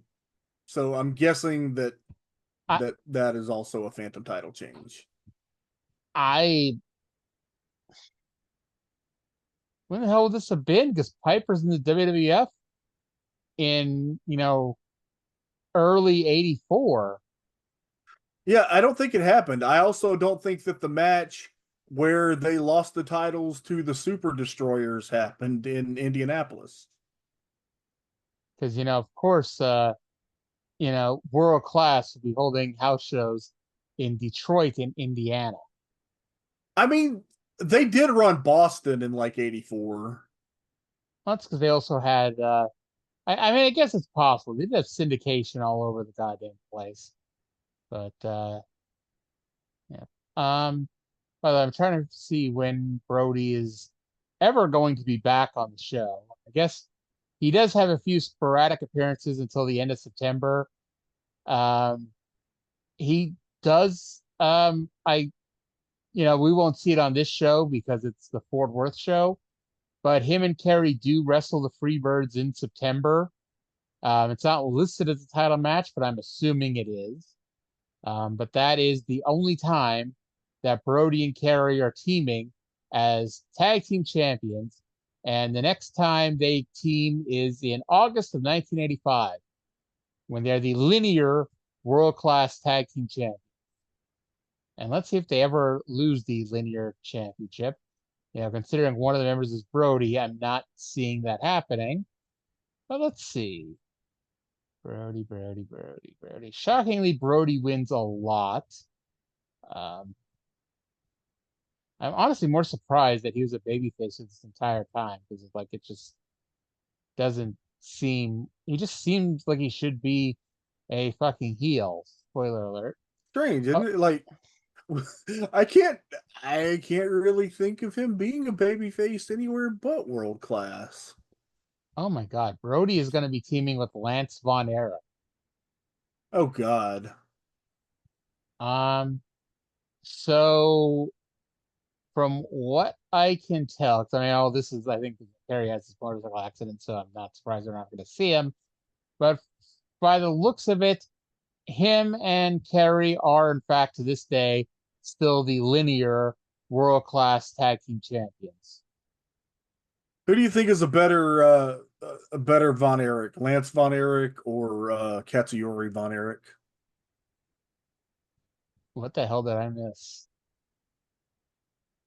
Katsuyori Shibata has I learned the Iron Claw from Kevin Von Erich and is using it on Dynamite this week. Brian Keith. He did the claw and then transitioned it into a Juji Gatame, which is fantastic. eh, I'm about to insult Brian Keith and also not insult him because I don't really mean it as an insult. When Brian Keith came out on Dynamite, that's when I turned the show off. Mostly because I've got a no Chris Jericho rule, and I just never turned the show back on. And I figured Brian Keith was coming out, Jericho was not that far behind. Wasn't. He was actually the next person that came out. There you go. I'm like, I was watching is a strong word. I was looking through the first few episodes of Dynamite and like, yeah, remember when Jericho was the first champion and it's like, you know, he had all the credibility in the world and everyone was excited. And then it's like he really only has one storyline idea. He has a group of people and eventually they turn on him.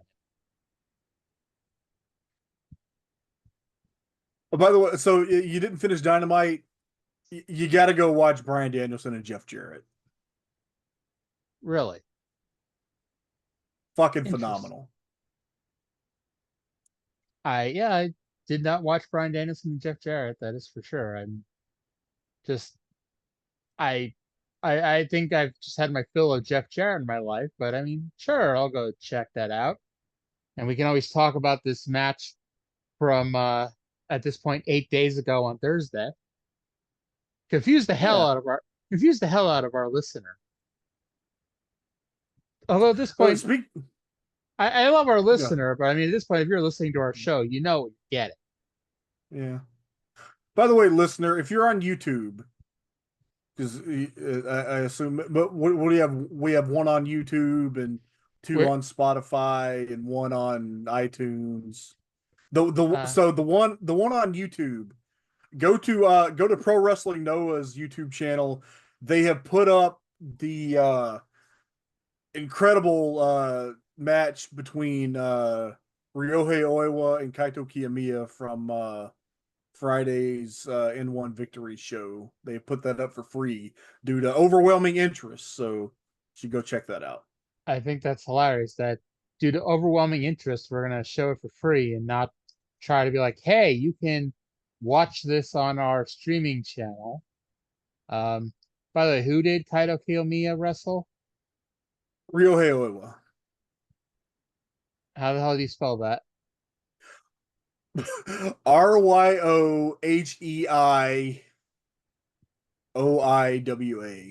He's the he was a New Japan trainee who like last year when Kaito Kiyomiya was in the G1, he was teaming with Oiwa as a young lion, and then at the end of the tour he's like, well, come to Noah with me and do so instead of going overseas for his learning excursion, Oiwa has spent the last year in Noah and has done incredibly well. And ever since Kaito turned his back on him to join up with Keno and form the All Rebellion stable, Oiwa now fucking hates him, and they had an awesome match on Friday. I'm going to say this as somebody who watches a lot of wrestling. You watch a lot of fucking wrestling. It's true. So I believe I found it. I'm going to assume this is the match, even though the subject is, or the title of the video is in Japanese writing, but it's Noah. It's 34 minutes long, and the two of them are not headbutting each other, but they're standing forehead to forehead. I was doing that with my girlfriend earlier today. I have a weird feeling that what her and I did is not what they do immediately after. I hope you did not headbutt your girlfriend. I mean, it wasn't a, Shibata headbutt to, was it Okada? But it was Yeah. it was a little bit of a love tap when our heads ran into each other. But I seriously I never watched that match, and this was at the time when I watched all New Japan, especially all New Japan major shows. I heard about the headbutt, and it just turned my stomach to the point where I could not watch that match. That match is incredible. It's a 5-star match, and I'm never going to watch it again. Who was it that time that pulled a Titus O'Neil kind of? They ran to the ring, tripped, and slammed headfirst into the apron. Was it Yoshihashi? It sounds like something Yoshihashi would do. Yeah. Do you want to hear the wrestling that I watched yesterday and today? I know there was some G1 in there, so sure. Okay, so yesterday, which as we record this was Friday the 9th, I watched Ring of Honor on Honor Club from Thursday, and Why then would you do that? I don't know. I just been picking it up lately. It's fun, something to do. Really into the program with Athena and Billy Starks against Red Velvet and Queen Aminata. They are. I tweeted the other day just to put over Red Velvet because like I have watched her since she was green as goose shit during those dark tapings during the pandemic in Daly's Place. Mm-hmm. She's like an actively good pro wrestler now. So give her a hell of a lot of credit. When she teamed with Cody Rhodes against Jade Cargill and Shaquille O'Neal. Yeah. The match that she and Queen Aminata had with Athena and Billy Starks on this Ring of Honor show was a lot better than that one. Okay, really? So yeah, watched Ring of Honor on Honor Club, watched the Noah N1 victory, which it's tournament season. We got the New Japan G1 Climax, we got the Noah N1 victory, the Stardom 5-star Grand Prix just started up, and I'm like a fucking nutcase. I'm at least trying to do the G1 and the N1. So watched that. That was the card with the Oiwa and Kiyomiya main event. Then I watched Rampage. Then I went to sleep for about 2.5 hours. Woke up at 2 a.m. Watched the New Japan G1 show. And then the main event on that show finished right as the opener was about to start on the Noah show. So I watched about 5.5 hours straight of Japanese wrestling from like 2 to 7:30 in the morning. And then I slept for a bit, and then I got up this afternoon and I watched Mid-South and World Class, and then I watched Collision. Wow. I really like wrestling. Have I ever mentioned? I think you would have had to in order to be on the show. So it's as I say in my Twitter bio, I'm a professional wrestling enthusiast. That indeed you are. If only you could get paid for it, you could be professional wrestling enthusiast. Yeah.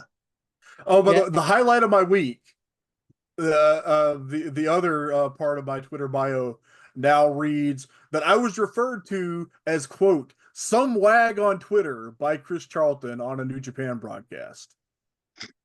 Really? What did you say that caused Chris Charlton to call you a wag?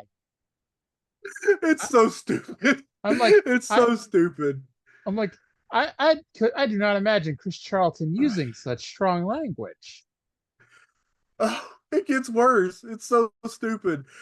So I had tweeted several days before, and I had forgotten about it until he said it on the air. Because if you don't follow New Japan, there is a wrestler named Evil. His name is Evil. His finishing move is evil. His creed is everything is evil. And his gimmick is that he is evil. And he teams with a wrestler named Dick Togo, who you might know from SummerSlam 1998. Not even WWE. Specifically, SummerSlam 98 where him and the rest of Kaientai got squashed by the oddities. Yeah. So I just wrote a dumb tweet where I said, somewhere in an alternate universe, a beloved babyface named Good is teaming with his partner Pussy Dynan. Did you tag Chris Charlton in this, or how I did did Chris not. Charlton see this? I don't know. I did not tag him. He does not follow me yet. One of these days, that's gonna be a happy day. But yeah, he saw that, and I guess he thought it was funny, and he said it on air. I guess we might have used the hashtag G1 Climax or something. I did. Although the other thing that I am taking credit for, because Walker Stewart does in fact follow me, and the team of the Madman Gabe Kidd and the smart bastard Jake Lee that I have dubbed the Mad Bastards also made its way onto the New Japan broadcast. I'd like to point out that you have not yet invited Walker Stewart onto the show. Keep in mind that the only time we've ever discussed Walker Stewart, I have mocked his commentary. So, that may not be the best idea. We've only been mutuals for a couple of weeks, and he's been in Japan doing the G1 the whole time. So maybe we'll look at that later. I'm looking up your tweet here, and I don't want to say you tweet a lot, but I'm just trying to find. If I'm tweeting, I don't have to listen to the bad thoughts. There you go. Or you're writing them out. Yeah, it's get the bad thoughts out. Better out than in. Who was the Intercontinental Champion when you were 10 years old? Razor Ramon, on my 10th birthday, was the Intercontinental Champion. Yeah, we had this the whole conversation that on my actual 10th birthday, the title was vacant because that was when Austin had the neck injury. But for most of the year, it would have been that Rock reign. And he was champion forever. To tell you how, stupid I was when I thought I was being smart, I thought as a kid that Ken Shamrock was booked to win the Intercontinental title at WrestleMania, but then he really snapped and assaulted The Rock, and so they really overturned the decision, so he didn't win because he really snapped. Nobody told Shamrock it's a work. I mean, did you hear what Jericho said in his book about him? That I hate it when I got choked by it. Yeah, nice tweet there.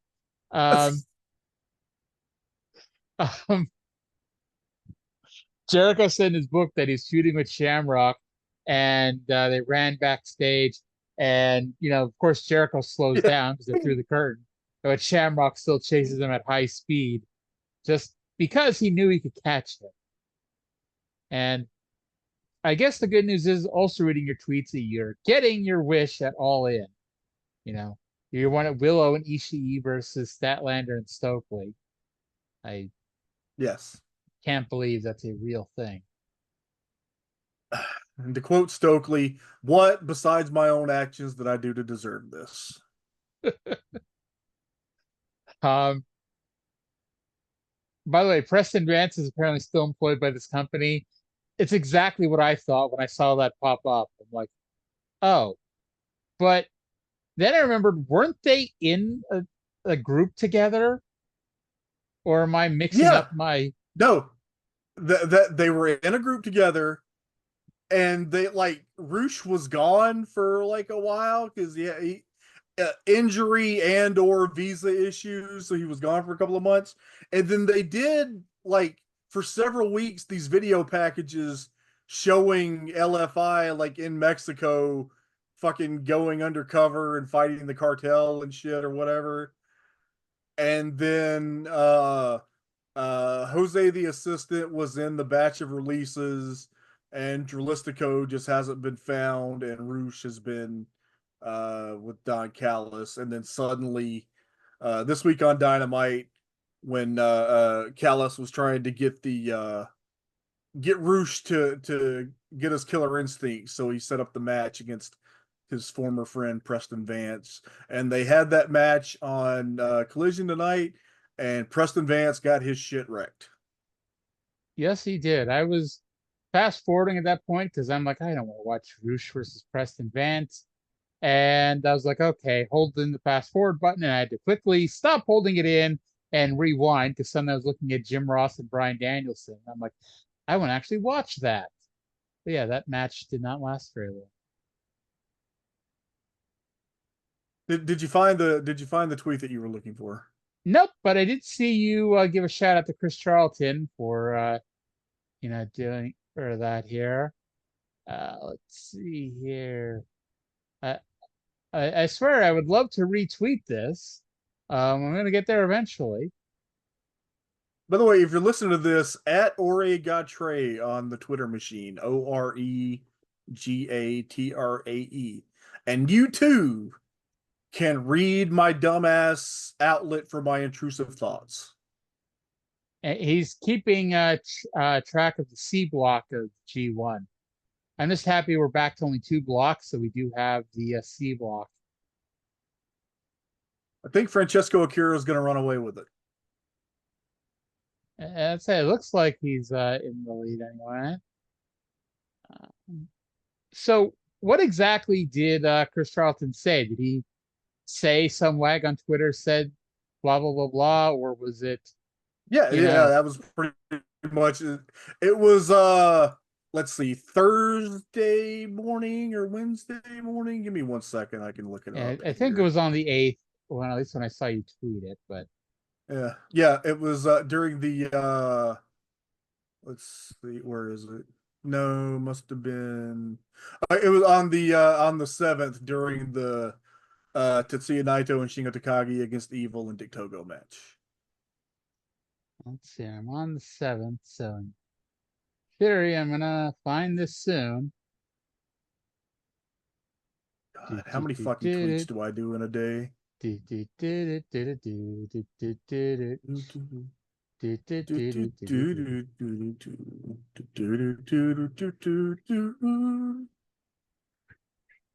know, my wife's name is it's not Sasha, actually. Her name is Liz.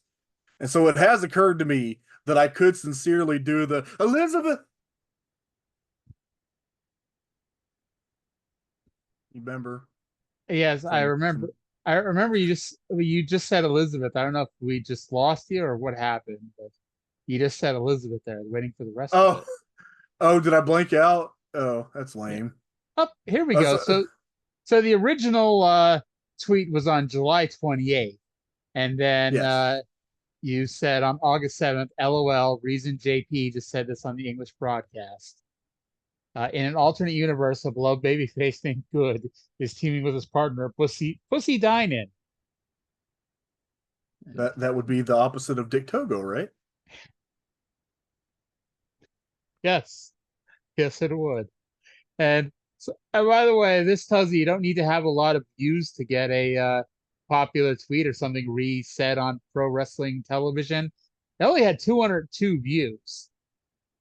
So it's not like, oh, it's 10,000 views because it was seen in the G1 Climax thing. Nope. 202. And by the way, and I know I'm in the East Coast, you're in Central, so it wasn't this time for you, but it makes sense he posted it at 4:20. May have been some correlation and or causation there. You knew that I would go searching for it, so you had to go and to make sure to do that. So I guess now that we've gone, over that elusive 2-hour mark, now probably the best time to end the show. How much time? We finished the world class review, 20 minutes ago? Honestly, we really finished world class review before the world class review even started. That's what the people come for. Both of them. Oh, I mean, God damn it. let's be honest. Anybody actually listening to this show is not listening because we are doing a hell of a job breaking down the inner minutia of 1983 pro wrestling. They're listening for this. They're listening for the byplay here. And so you got to give the people what they want. And by the way, now that I cut you off, when apparently in the middle of you saying something important, what the hell's going on? These fucking tournaments are cursed. At Oh, first, God. Yu Uemura is out of the G1 with arm injury. It was announced yesterday that Atsushi Kotoge is out of the N1 due to a neck injury after NXT's Josh Briggs dropped him on his fucking face. And then now it has been announced El Hijo del Dr. Wagner Jr. is also out of the N1 due to a neck sprain. The son of Dr. Wagner Jr. Why couldn't he just be Dr. Wagner III? You know, I've wondered the same thing. I don't know. Ever since because I don't think this was a thing until like the current generation when the juniors started having kids who wrestled. Like I said, I mentioned several weeks ago during that very dumb long podcast that we did that Viano Tercero has the two sons, Viano Tercero Jr. and El Hijo del Viano Tercero. Now, if both of them have sons, which one gets to be El Hijo del Viano Tercero Jr.? I would think, the elder El Hijo de Viano Tercero. Because, El Hijo de Viano Tercero Jr., his kid should be El Hijo de Viano Tercero Jr. This podcast is dumb. Are you sure? Barely. I don't know. This is my best work. This is what I'm capable of in life. Making dumb jokes about wrestling and yeah. By the way, I saw Harold and the Purple Crayon yesterday. How was that? It had script problems. They definitely did not. They definitely did not decide we're going to make a good kids movie. It was like we're going to make a kids movie, and it's like it was not. If it was not, whatchamacallit, Inside Out 2. This was a movie thinking, kids don't care if the movie's good or not. We're just going to have a movie. That's what we got here. But I did note that Providence, Rhode Island is apparently the most dangerous city in the world to live in, because that's where this movie was based out of. And as somebody who works near Providence, I was most worried that they jumped out of a plane that was still flying and did not have a pilot in it. And then we never saw the plane again. So I am worried about where that plane crashed into. Huh. I will also say that I'm happy that enough years have passed since 9/11 that we can have a kids movie where part of the comedy is a plane almost crashing into several buildings. By the way, did you ever watch Inside Out 1? I did after the first time I saw Inside Out 2, but before the second time I saw Inside Out 2. Okay. I thought Inside Out 2 was better. Inside Out 1 was pretty good. That's a quality franchise, I think. I've also never seen Despicable Me 1, 2, or 3, and I did see Despicable Me 4. Have not seen any of those. By the way, how many wrestling podcasts are out there, talking about 9/11 and, animated movies all at the same time? Whatever else you can say about this podcast, you got to say that it's unique. I can definitely say there's not another podcast out there like ours. Definitely not. Would you say this was 9/11's connection to Harold and the Purple Crayon, or Harold and the Purple Crayon's connection to 9/11?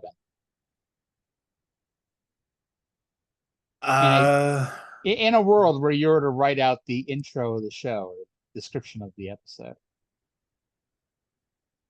The connection of what's it called? Harold and the Purple Crayon? Yes. Yeah, Harold and the Purple Crayon to 9/11. Yeah, I was not really keeping up with everything we talked about today other than the actual wrestling. So the list is kind of short. Kevin Sullivan, Yuya Uemura's injury, Happy Corbin, Kato Kiyomiya versus Ryohei Oiwa, who, and I know I butchered some mispronunciations there. All the wrestling Trey has watched in the last 24 hours. Chris Charlton calling Trey a wag. Arya searching Trey's Twitter. Injuries in the G1 and the N1. And Harold and the Purple Crayon's connection to 9/11. Is there anything I'm missing that you think we should make sure to put in there? That's plenty. It's plenty to be getting on with. This isn't even like a pre-show discussion. We are having discussion on how to describe this episode during this episode. It is very meta. If we get after 11 p.m. on a Saturday night, shit just goes off the rails. Oh yeah, we're 12:30 a.m. Eastern time right now here, and 11:30 there. We're not going till 3 a.m., so there is that. But by the way, Smoky Mountain this week is just volunteer slam stuff, so yeah. But it's got the angle. Yes, not a angle, but the angle. The angle that we have been building to since the beginning of Smoky Mountain Wrestling, that is going to carry us through the end of Smoky Mountain Wrestling. Yes. It's a good teaser to end on. Indeed. So check out Smoky Mountain on Thursday. Hey, also check out the TNA shows on Wednesday with Cindy and I. You may think we recorded them like a month ago, but believe me, she's definitely in wherever she says she's in at the beginning of this week's show, and not at home a month ago recording these in advance before her vacation. Yeah. Yeah. Trey is obviously listens to every show, which is why he's able to chime in here. By the way, Absolutely. We mentioned you being the Lance Storm to our Brian and Vinny. With Brian and Vinny will review something, and then Lance will chime in with his thoughts later on. Have you been watching any of these old TNA shows? No. Okay, great. I am trying. Look, so it's tournament season. I am struggling to keep up with. I'm trying to get caught up on my my 1993 watching, so I can get back on track with that, because I don't want to lose track of that. I say I've been meaning to ask you. You're getting behind on that. Slowly working my way. Hopefully, maybe this week. You know what? This is going to be the last week of the G1, so after that, I'll be freed up more. After that, I'll ask you, what did you watch in the last 24 hours? You're like, I watched 12 episodes of WCW Saturday Night. Oh my God! So one more thing. We keep trying to end the show. This is what they call the Midwestern goodbye. It's both of our faults. Let's be honest. I can't blame you, and you can't blame me. It's We talked about the old rules of wrestling that I fucking hate, that only exist to piss me off, like the over the top rope DQ, or the you can't dive off of the top rope. Found one on the last episode of WCW Saturday Night I watched that may be the one that infuriates me the most. And that is? The TV title match, where the title is only on the line for the first 10 minutes, and then the challenger wins in 10 minutes and 30 seconds. Oh, I got one for you. We're talking about how I do a Mid-Atlantic show for AngryMarks.com every so often. Yeah. There was one a few weeks ago where they had the TV title match, where the TV title was on the line for the first 15 minutes, and the time limit was 10 minutes. Yeah. And I was the only person who noticed the weirdness of that statement. You know. By How the long way, did how long did they go? I don't think they went 5 minutes because it was a jobber match. Okay. But if anybody wants to just hear us talk about like daily talking about classic wrestling, I don't know how much you would need to give up, your job, but I think between the two of us, about $10,000 a month split between the two of us. So if y'all are listening out there and want to donate, $10,000 a month, Trey and I will quit our jobs when we will do nothing but, record classic wrestling podcasts every day. And we'll watch Mid Atlantic. We'll watch WWF Primetime. We'll watch World Championship Wrestling. We'll do all that 7 days a week. All you have to do is pay us about $10,000 a month. I'd do it for a lot less, but I'm not going to say how much and price myself out of the market. And here is Trey being the Scott Hudson to my Bobby Heenan, where Scott Hudson, when he got hired by WCW, told him that he would work for a whole lot less money than they were paying him. And Bobby Heenan basically had to tell him, "Motherfucker, don't tell them that." Yeah, don't. I think I need to read. I was just trying to lower the barrier of entry. Okay. You can make 20 grand. I still want 60. So if we get $80,000 a month, wait, that's not right. Wow, I fucked this one up, didn't I? What was it? I was trying to do 10,000, so we both get 5,000. So if you want to send us $7,000 a month, I'll take 5 and Trey will take 2.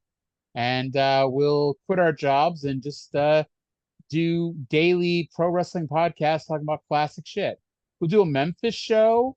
There's nobody out there doing a weekly Memphis show. We'll do Southwest with Gino and Tully. Yeah. Until they got canceled off USA Network for having, was it horse shit in an angle? Was it? I always assumed it was blood. No, I knew it was manure at some point. And that's how they got kicked off the USA Network. Wow. Yeah, something like that. I don't know where the hell we could find Southwest tapes, but if we were getting paid to do nothing but classic wrestling, I'm sure we could find it somewhere. I have some. I think I probably have most of what is readily available out there. You want us to review all 1,000 episodes of Impact? We'll do that. Maybe. I'm not doing that for $2,000. We might need a little bit more money for that. Yeah. So, going back to the original, $10,000 a month. That's only if you want us to review Impact as well. If no Impact, then we only need 7,000. Yeah. Yes. I'll review Memphis for $3,000. I'll review Southwest for $2,500. If I gotta do Impact, I'm gonna need 10. You need 10 in addition to my 5. That 10 was I get 5, you get 5. Yeah, I need 10 free and clear to watch that shit again. So if you want us to watch all 1,000 and at this point 50 episodes of Impact, you need to donate $20,000 a month. Because if Trey's getting $10,000 a month, I'm not doing it for 5. I wouldn't expect otherwise. We're a team, damn it. I was joking a few weeks ago that if I ever ran for political office again and someone discovers these podcasts, that'll be the end of my political aspirations. This might be another example of that. Oh, I just remembered, because we're never going to end this fucking show. Because I was about to make a joke that I could never run for office unless a whole lot of people get really cool about a lot of stuff really quick. And then I remembered you posted on Facebook the other day, you got tickets to go see John Mulaney. Yes. I'm excited for that. Big fan of him. I'm confused how one has to do with the other. Because I thought of the Mulaney line, and that reminded me of it. Okay. That was of all of my train of thoughts on this show, that was the most direct point A to point B. I don't know how you got lost there. I was not expecting to John Mulaney. You're like, I could never run for political office because of this, that, and the other thing. And I saw you post on Facebook that you're going to see John Mulaney. I'm like, huh? Like that. It just was. It was hard to connect that dot at first. Sorry. By the way, since this goddamn show's not going to end, let's see if there's any breaking news we can talk about on a show that's not going to come out for 3 days. Is anybody else injured and out of a tournament? Well, he's not in a tournament, but Bryan Danielson, well, you know this, he said on Collision that odds are he will get neck surgery by the end of the year. Yeah, that was yeah, I noticed that too. It's and I hope hey, it's been a while since we've had a Tony Khan big announcement. So Tony Khan is teasing that we have some big announcements coming. I need them to announce that TV deal, just because I can't wait to know where the dipshits are going to move the goalpost next. That's allegedly what the next big announcement is for. Do you think Tony ever realized that he was becoming a meme with all these big announcement things? I think Tony is very self-aware when it comes to the internet shit. So you think he knows that people think that he's on cocaine? Can you imagine going back in time like 20 years and telling yourself that the guy who started the famous DVDR sleaze thread was going to open the most successful challenger brand in US wrestling in 20 years? Well, since I have no idea what that is, I would not have guessed that. Oh, really? You don't know about this? Nope. Oh, man. You know, I was going to tell people to go Google DVR sleaze thread, but don't. Just turn this off and go to bed. Don't. Or fall asleep listening to it. You know, that's probably what most people use this podcast for, and I respect it. I also have things that I listen to just to go to sleep. We still get the view count if you're awake or asleep. So,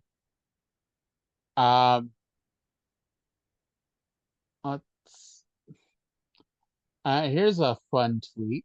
Todd Bollock said, "Do people still do the whole ugh on 0 hour bit?" Yeah, we do.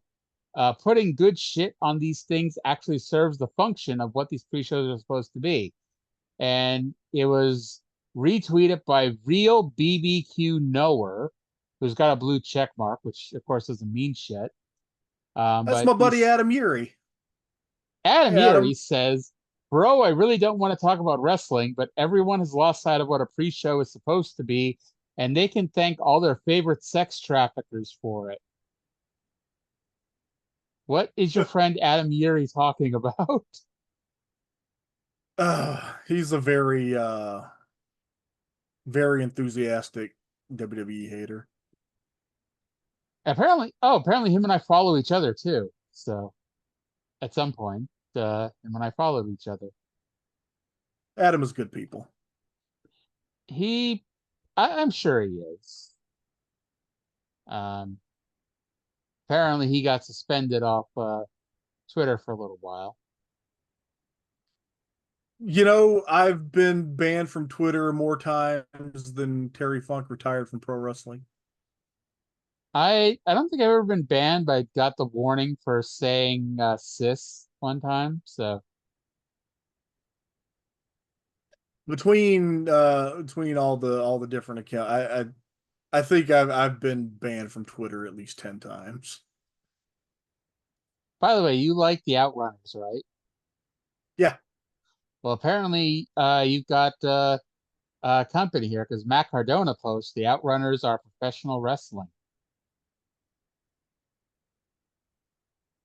Outrunners are cool, man. That's a very cool, fun throwback tag team, and that's what I was talking about tonight during Collision when I tweeted that one of the recurring problems with AEW's booking is that anytime an underneath talent starts to get a little bit of buzz, they are immediately booked to lose to a star on TV. Which I get what you're trying to do, and that kind of booking works in Japan, but American fans need to see somebody win or they lose faith in them.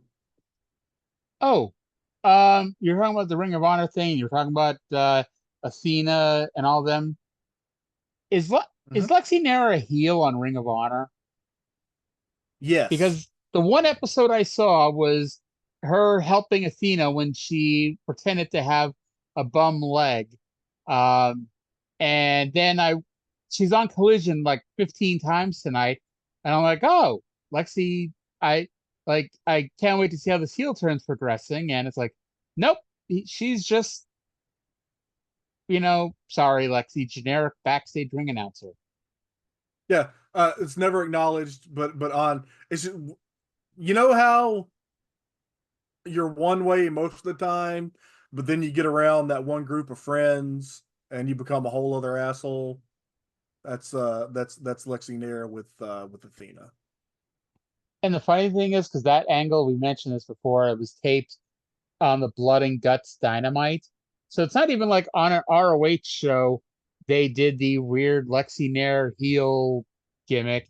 It was during an AEW show that I'm almost 100% sure she was on it doing a backstage interview with somebody. And although I guess she does more Collision, it's Renee that does Dynamite usually. Yeah, it is Renee on Dynamite, Lexi on Collision, and now Melissa Santos on Ring of Honor. Except once a year when they have Alex Marvez do something. Like hop in the car at a hotel with... Who did he hop in a car with? A few weeks Will ago? Ospreay. Yes. Ospreay. And then Ospreay got to the fucking arena in 7 minutes. I'm like, I don't know what fucking road he took or where the hell that goddamn hotel was, but I gotta tell you, I've driven from a lot of hotels to a lot of arenas for wrestling shows, and it's never taken me 7 minutes. The hotel that I always stay at when I go to shows at the Curtis Colwell Center up in Garland, Texas, I always stay. There's a what is? I can't remember if it's a La Quinta or it's like a Home 2, I think. That's right across the street from the arena. I could get there in less than 7 minutes. Okay, so there's an exception to the rule. It's a La Quinta across from the Curtis Caldwell Center, but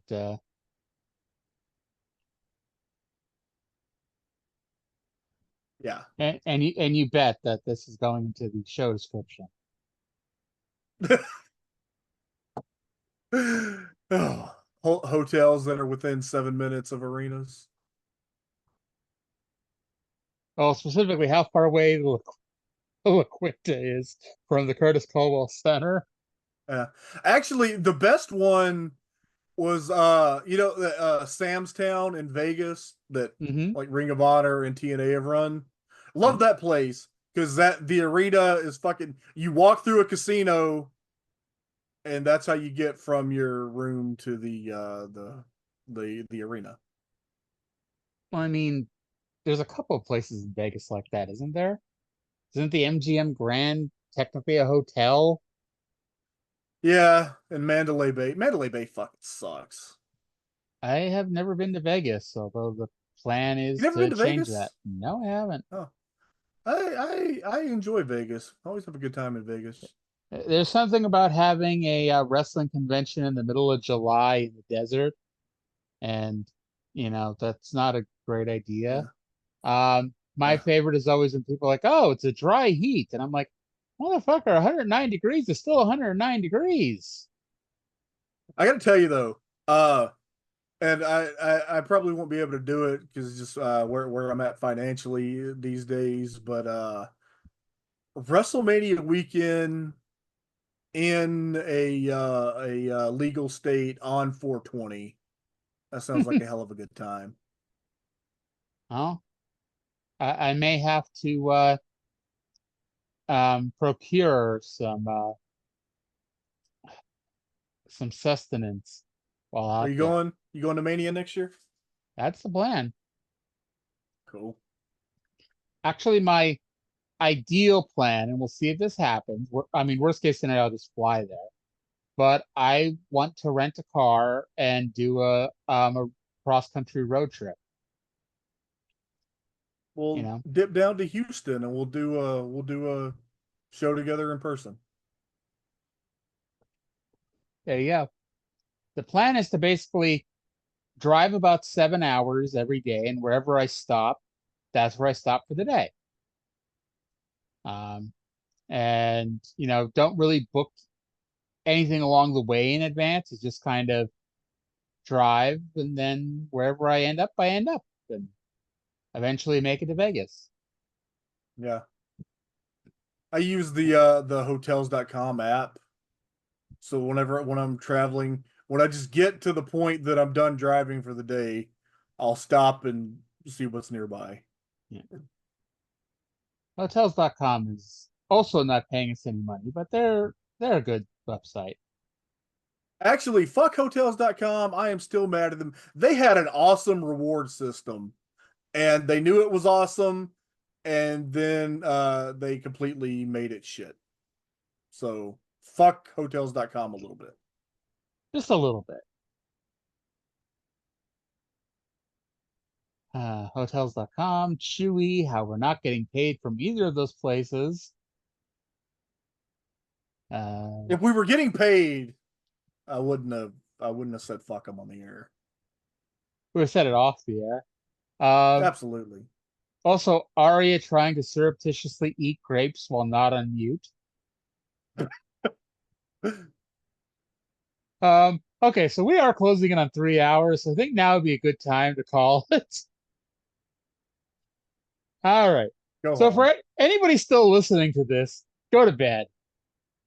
Yeah. But before we leave, I'm afraid to ask this because God only knows what's going to happen. Before we leave, do you have anything else you want to say to the people? Pro science, pro choice, pro wrestling. That could be the name of our show. There you go. But thank you everyone for listening. And if you're still listening, we'll talk to you again in 7 days. Bye.